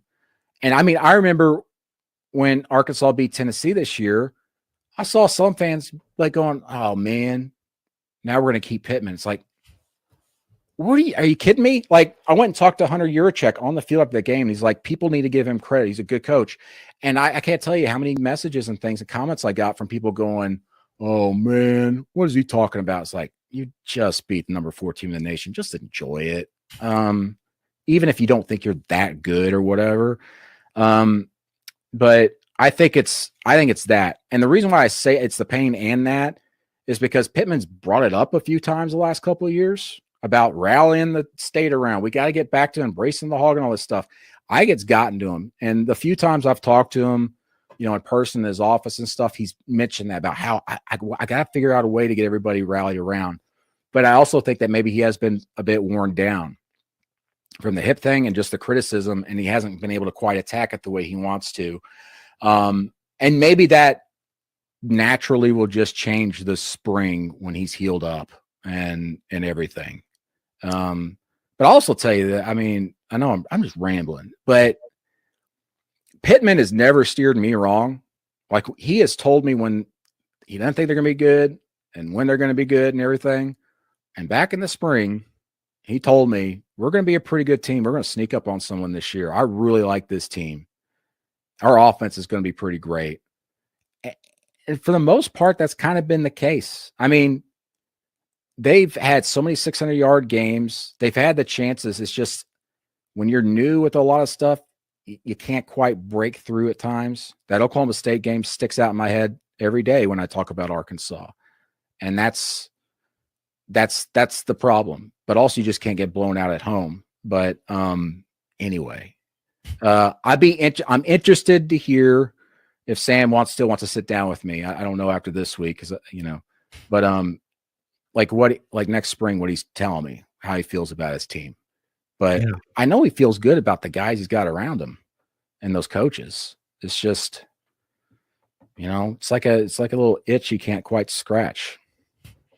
Yeah, it's like I put it as Razorback fans are just exhausted from game to game, not knowing what team is going to be there. You got the team that beats Tennessee, and then you got a team that gets blown out to Ole Miss. You got a team that goes out on the road and beats Auburn, beats Mississippi State, but then you got a team that has a bye week, and you show up in a night game against LSU looking not even there. So it's just exhausting to try to even. Yeah, I mean, listen, on Saturdays if I'm not traveling. There's been a couple of weekends this year. I have my friends in the neighborhood. We come in the backyard. I put a projector up and we watch games and everything. And we were watching the Oklahoma State game, and we watched I can't remember what the other game earlier this year. And a couple of my friends were throwing stuff after the Oklahoma State game, like, well, it's just for Arkansas. It's just always like, it's just the way you lose sometimes. That gets frustrating because you're right there. And then, like, all of a sudden, like, it gives you hope, and then you get blown out like a week or two later. It's not just a roller coaster of emotions; it's the extreme highs and lows. Yeah, because I mean, if I wouldn't be surprised at all if Arkansas didn't play well this weekend against Louisiana Tech, but then if they go out and beat Missouri, it's like, okay, just whatever. By the way, Louisiana Tech's got the number 12 total defense, very good against the run. Arkansas is a 3-touchdown favorite. I think Tech's going to cover. Arkansas is still going to win by a healthy margin, but Tech has only played one game not decided by one possession, and that was against NC State on the road, and they only lost by 10. So they got a bad record, but they're actually pretty good. They just haven't been able to like kind of break through. They finally did last week against Western Kentucky. Western Kentucky's really good.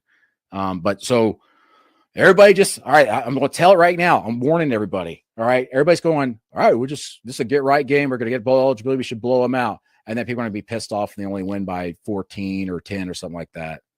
Like Tech's got a legitimate defense and program. So just keep that in mind. I'm just telling you. I would say the same thing if they were playing LSU this week, or if they're playing, Auburn, or even like maybe even a Georgia, because of Georgia being so inconsistent offensively themselves.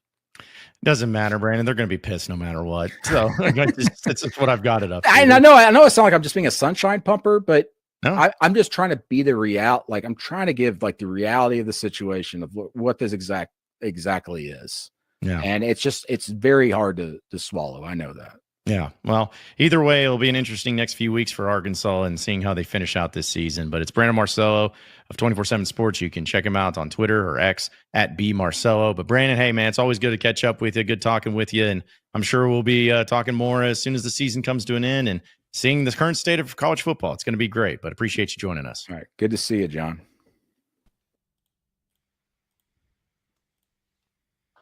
All right, fellas, your thoughts?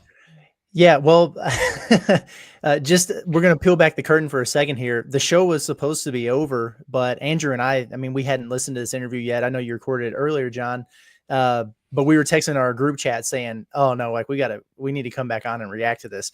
Here's the first thing I'll say. And I'm glad that Marcello said this at the very end, where he said, look, I'm not trying to be a sunshine pumper, but I'm trying to really give you guys the reality of where this is at.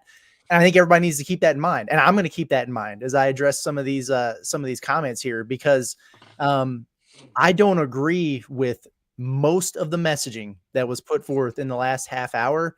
But I have no reason to doubt that that's just Brandon Marcelo echoing exactly what he's being told and what he's been told consistently from the folks at the U of A who matter and make decisions. And if that doesn't tell you where this is headed, then, I don't know what to say, but at first I was like, oh, we found the national media member who's marveling at the job Sam Pittman's doing, but he's literally just echoing what he's being told. And it's somewhat alarming, actually. That was kind of my takeaway as well, Curtis. Like, alarming is a good way to put it. And again, I agree 100% with what you're saying, that Brandon is echoing what he's been hearing. And look, because we made fun of the people that were like acting like it was a done deal last week, saying, oh, so-and-so said that Pittman's back no matter what. Well, that statement, while we disagree with it, didn't come from nowhere. There's a lot of people who feel that way. I'm sure Hunter Yurchek went into this season really wanting to keep Pittman, really wanting this thing to work out. And we talked about this earlier. Why do athletic directors wait until a program bottoms out? Because it's not fun to fire a coach. It's not cheap to fire a coach. It's not something they want to do. So look, I have no doubt that messaging is coming from a real place, but I do, just as an observer of the program, frankly, I'd say as a fan of the program, it definitely concerns me hearing a lot of that, because basically what I'm hearing is it has to be really bad for you to be allowed to be upset and for there to need to be a change. Like, he basically said you can't do it with a bowl eligible Arkansas team, which is, I get the case for it. It just sucks, because I'm like, okay, so we're saying if they had lost to Tennessee, then maybe if they hadn't beaten Tennessee, then yeah, we could totally make a change. But since they won that game and they're going to end up making a bowl and going to the Liberty Bowl or whatever, you can't make a change. Again, it comes back to what I said the other day, which is you can make a case to not fire Sam Pittman. Brandon just did it, and he did a really good job at it. We've even kind of played devil's advocate and made that case before, but nobody, national, in-state, local, whatever, can make a case that Arkansas is trending upwards toward a legitimately highly nationally relevant competitive stance. Like, nobody can make that argument. And Brandon even alluded to this himself, that Sam Pittman himself wouldn't even make that argument, that Arkansas is building towards trying to compete for championships. Now, look, there's been a lot of years in Arkansas's history where they don't compete for championships. I'm not saying it's championship or bust here at Arkansas or anything like that, but at least there has to be a belief that you're building towards something. And that's why I just strongly disagree with the sentiment that you can't make a change if Arkansas makes a bowl game.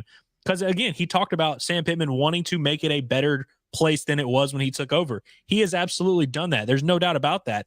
But that's why I would almost argue this is the best time when no other team in the SEC is firing their coach. When you kind of have the balls in your court, you have that. What Sam Pittman wanted to accomplish at Arkansas was come here, make it better, leave it in a good place.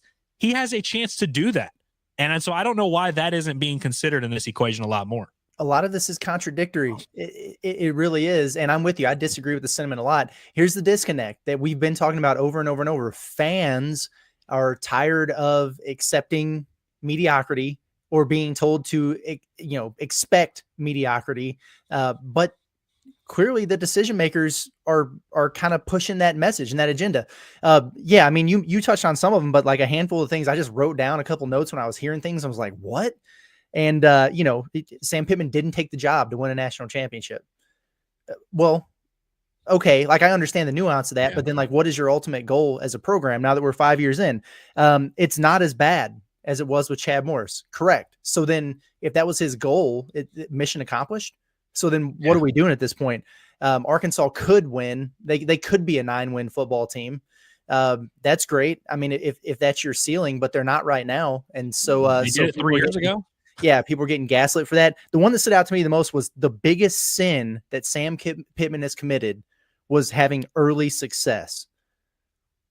Isn't that wild to you?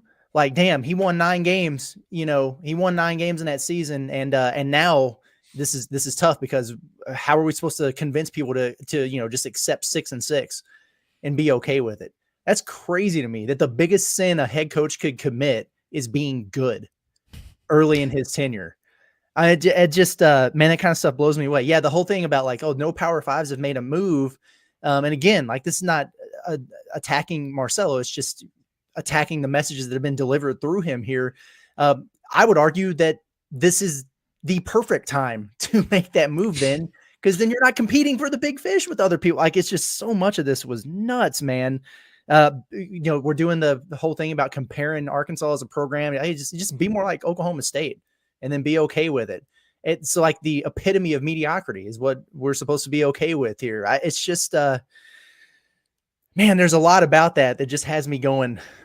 It was like a reality check for me, I guess, even though, I think we kind of knew a lot of these things.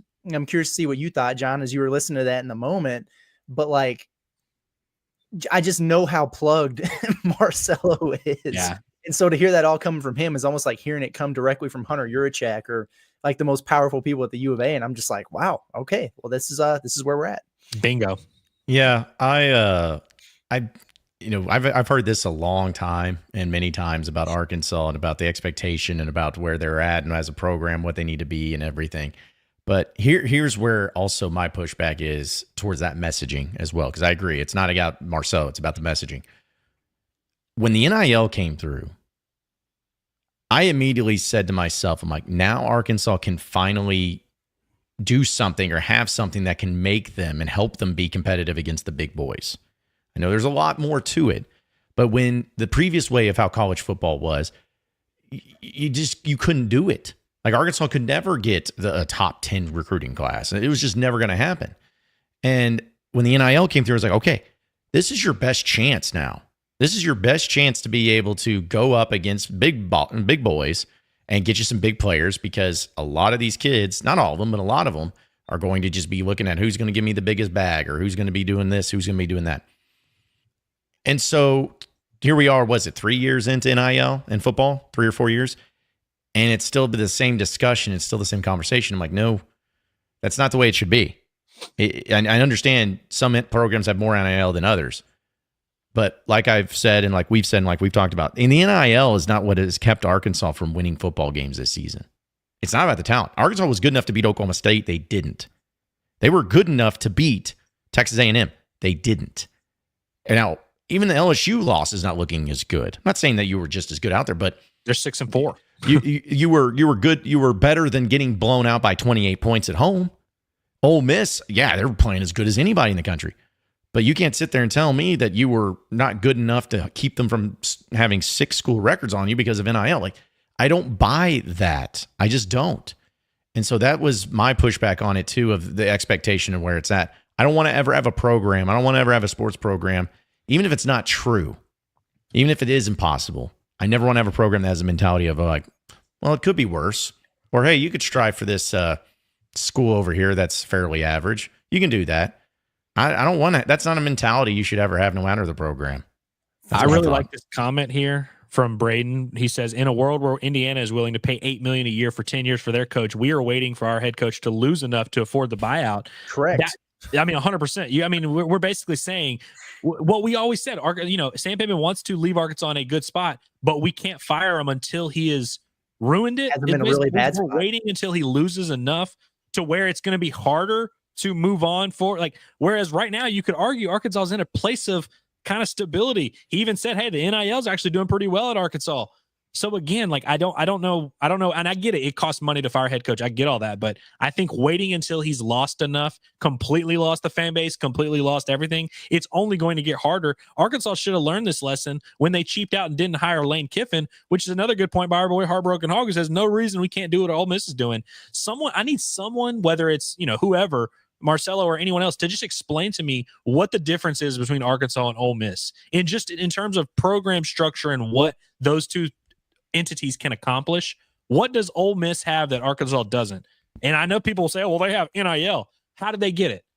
Seriously, they were in the poorest state in the country, 4 hours away from Arkansas, and they have less program tradition than Arkansas. They've won less than Arkansas. I don't understand how Ole Miss, we can look at Ole Miss be a nationally relevant program going to the playoff, the favorite to win the SEC, and we're like, Arkansas can't accomplish that. I don't understand where that sentiment comes from.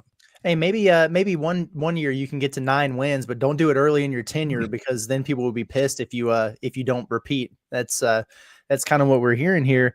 The other thing that really struck me about it was the stuff about how negative fan base equals negative Sam Pittman, like how he's just so worn down from being beat up on by the fans and everything, and so the answer is, just get that hip fix and then bring him back and he'll be able to rally that's not how this works. I don't think. Hell, they could have beat Texas and there still would have been a lot of people pissed off trying to get him out of here. So I don't know how you necessarily turn, the bus around once this is already happening. It's wild to me. It's like, hey, brace yourselves, people. Like Louisiana Tech's going to cover, prepare for a dogfight here. And, but Sam will be back. So that right there. And look, I look again, I really do I'm not trying to dog on Marcel, because I agree with what you're saying, Curtis.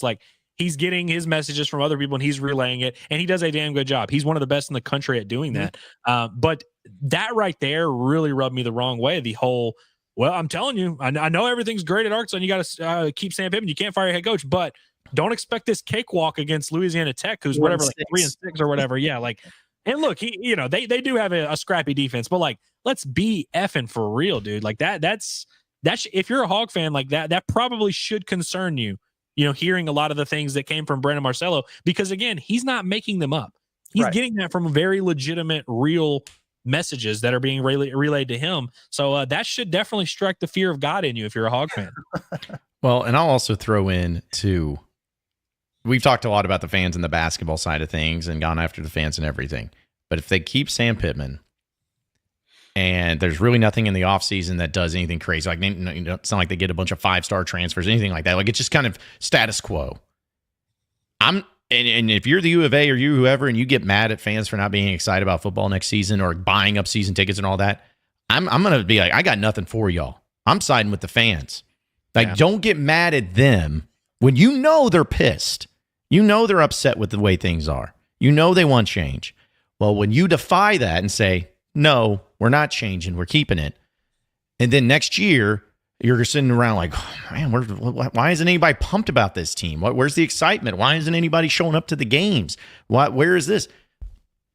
You're the one that did that because you knew what they wanted. You went against it knowingly, and you expect them to be pumped about it?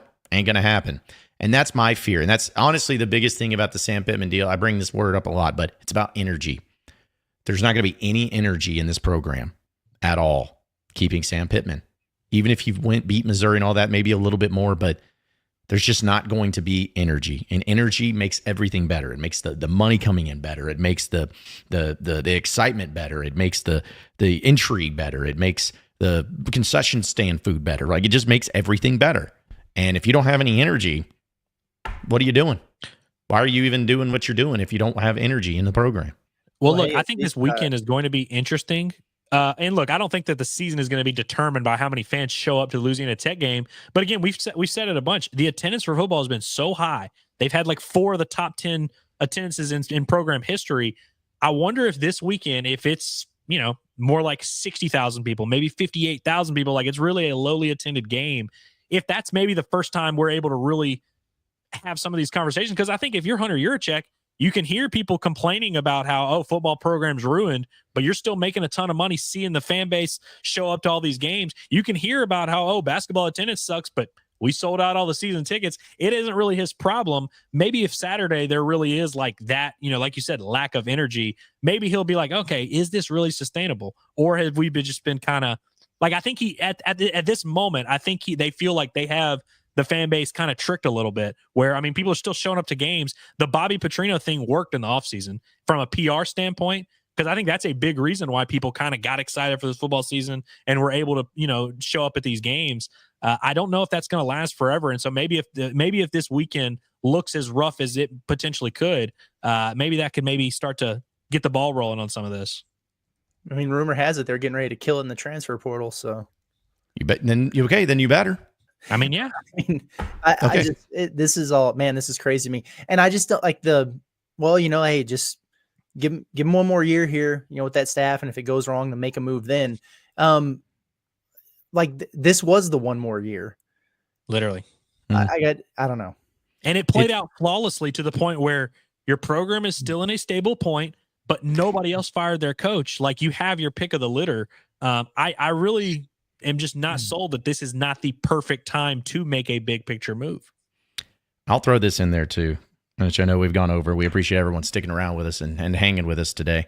Yeah. But I cannot just I'm looking back to when it was the Jeff Long, Brett Bielema ending. There's nothing worse for a fan base and for apathy than a fan base not feeling like they have any say in what happens, where no matter what they want, they're being defied. There's nothing, because you feel like you have no control. You have no say, and that makes you just check out because you don't have that connection anymore. You don't have that actual direct connection with the program. And if this is the way they're going to go about it, and this is the options they're doing, whether it's your check or just the administration in general, you are flirting with it to where that suddenly is when everyone's going to turn on you quickly. And I don't care what anybody says. Coaches can win fans back. Athletic directors can't. It takes a lot to ever win a fan base back. And so they also have to keep that into consideration where it's like, you really want to play with fire here? You really want to take this approach right now with the fans, where they're at right now?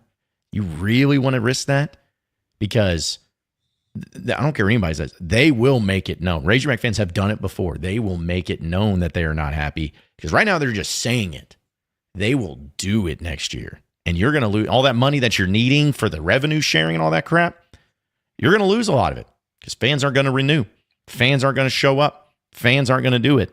And then where are you going to be? You're going to be wondering, well, how did this happen? Well, you did it to yourself because you wanted to play with fire and you wanted to go against the fans. And fans always get their way one way or the other. It's just how it is. Well, and there's no doubt that the longer this plays out, the more Yurachek and Pittman are conjoined together, where especially if they bring him back for another year, then I think at that point it really is like he's going to be here as long as Pittman's going to be here. But I see a lot of people making comments that are like, well, what if they win 10 games next year? Well, what if they bring in a top transfer class? Well, what if they went out and go 8-5 or whatever? Guys, we're absolutely okay with that. These things are subject to change as always. Like, of course, you can always do well and change the circumstances. But we're just operating based on the world we live in right now, which, again, I still need to be convinced that now is not the perfect time to make some of these big picture moves. Should be interesting the next few weeks. Yeah. Should be interesting. I don't know if it's going to be interesting at all. I was thinking it might not be that interesting. Well, it's interesting from the perspective of how the fans will respond and push back. That will be for sure. That's what I'm saying is going to be interesting. Because there's going to be a statement. There is. There's going to be that official graphic from the University of Arkansas that Yurachek's going to tweet out. And the ratio for that, we may just dedicate a show to just reading the replies. It's going to be incredible. You know what I would do if I was them? You guys know how, Andrew, I think you sent us in the group chat, you know how like at the bowling alleys, you throw a strike or whatever, and they have the crazy little graphics. Just have one of Sam Pittman rolling Larry the bowling ball, down the lane. And then it's like a message in a bottle, but it's the message that comes out of the hole of the bowling ball and unravels. And it's like €100 check, run it back. I've never seen you toe the line so well, where you were referencing something very obscene that I sent you. Correct. And you kept it pretty PC. That was I pretty wouldn't good. out you like that, man. Yeah, no. Can I just laugh at this hilarious comment? This is hilarious. This is where you want to be when Jesus comes back, making fun of poor old Sam Pittman. That gave me a good chuckle. And I appreciate you, Hickory Hog 94. We got a lot of Hog fans that were born in 94, it appears. A lot of March Madness conceptions going on. That's our target demo. Gee, I wonder why there was a lot of conceptions during that run. A lot of happy Pete and a lot of happy Hog fans. But listen, you're going to have these next two games. I'll be curious to see when a statement gets made, but I think we all think that Sam Pittman's going to be back next season. I mean, it just feels like that's the inevitable thing. So how will you react, fans? How will you react? We've seen how you reacted when you getting called out for not showing up to games at Bud Walton. How are you going to react when the guy you want gone comes back for another year? I can't wait. Somebody in the chat earlier said that fans aren't showing up for splashy Hall of Fame head coach hires for basketball, so maybe status quo is the way to go to keep people in attendance. Hey, maybe it is. And by the way, I do want to say one last thing before we say goodbye for the day, because we have been going for damn near 2 hours, which is awesome. Crazy. I don't want what we're saying to be construed as anti-Pittman. I think you can make an argument that the best way for this to work out in Sam Pittman's favor is for there to be, for this to be kind of the end of the road, rather than waiting for him to completely lose control and start going 4-8 and again, because then it's going to be a lot uglier. Whereas this offseason, I think there's a path to them changing things and it not being ugly. Mm-hmm. No, I agree there. Because next year, I don't care, guys. I honestly, truly believe next year you're going to be at best 6-6. Given that schedule, next year that's your best case scenario. Yeah, that's a beast, man. Yep. And so just you go set. If I'm with you, if you 7-5, like sound like George Costanza from Seinfeld, when you make a good joke that makes everyone laugh, and you just leave the room because you're like, I'm ending on a high note. That's what you may need to just do, is be like, end on a high note and don't let it get worse before it gets better. Yeah. And maybe the route. Putting all your eggs in the next year basket is cool until you whip out a stinker season like they did last year. Yeah. Surely that won't happen. Totally. I mean, he's the guy. Whip her out. Also, hey, to the guy that keeps asking if Arkansas would be undefeated with KJ, who is currently the third-team quarterback at UCF, no, hell no, they wouldn't be undefeated. What? No, because I will the exact same receivers last year. I will say, and that is a great point by Marcello when he brought that up about like the offense, and he's like, KJ, kind of like what Arkansas and Kendall Bronze did with KJ when he was here was pretty great compared to him going down there with Malzahn and everything and being just awful down there. I love KJ, but let's be for real, dude. What are we talking about? Well, if we have to move on from the idea of Pittman being gone and being the problem, then people move to the next best thing, which is get Taylor Green the hell out of here. Did y'all catch that? Brandon Marcelo said they're going to have their quarterback back next year. Yeah. F's in the chat. Imagine how mad this fan base is going to be if Sam Pittman's the head coach next year and Taylor Green is the quarterback. That sounds like a purgatory for this fan base because they hate both of those figures. Yeah, we got to send Pooh Bear the number of the hotline, man. Hang in there, buddy. You can hand it all, bro. I'm going to get my therapy license and just start opening it up for everybody to just talk about their problems, because that's what it'll become. So, and we'll end on this note because it's a compliment. Outside State Line says, y'all are crushing this final part of the pod today with the head coaching talk. Thank you. Hell yeah. Thank you, man. Outside State Lines.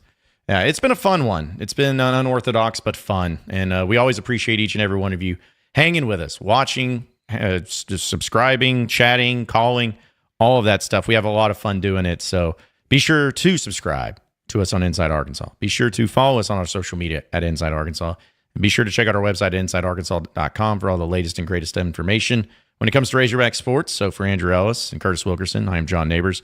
Same sports show, same sports channel, tomorrow at noon. Have a great rest of your day, everybody. We'll see you then.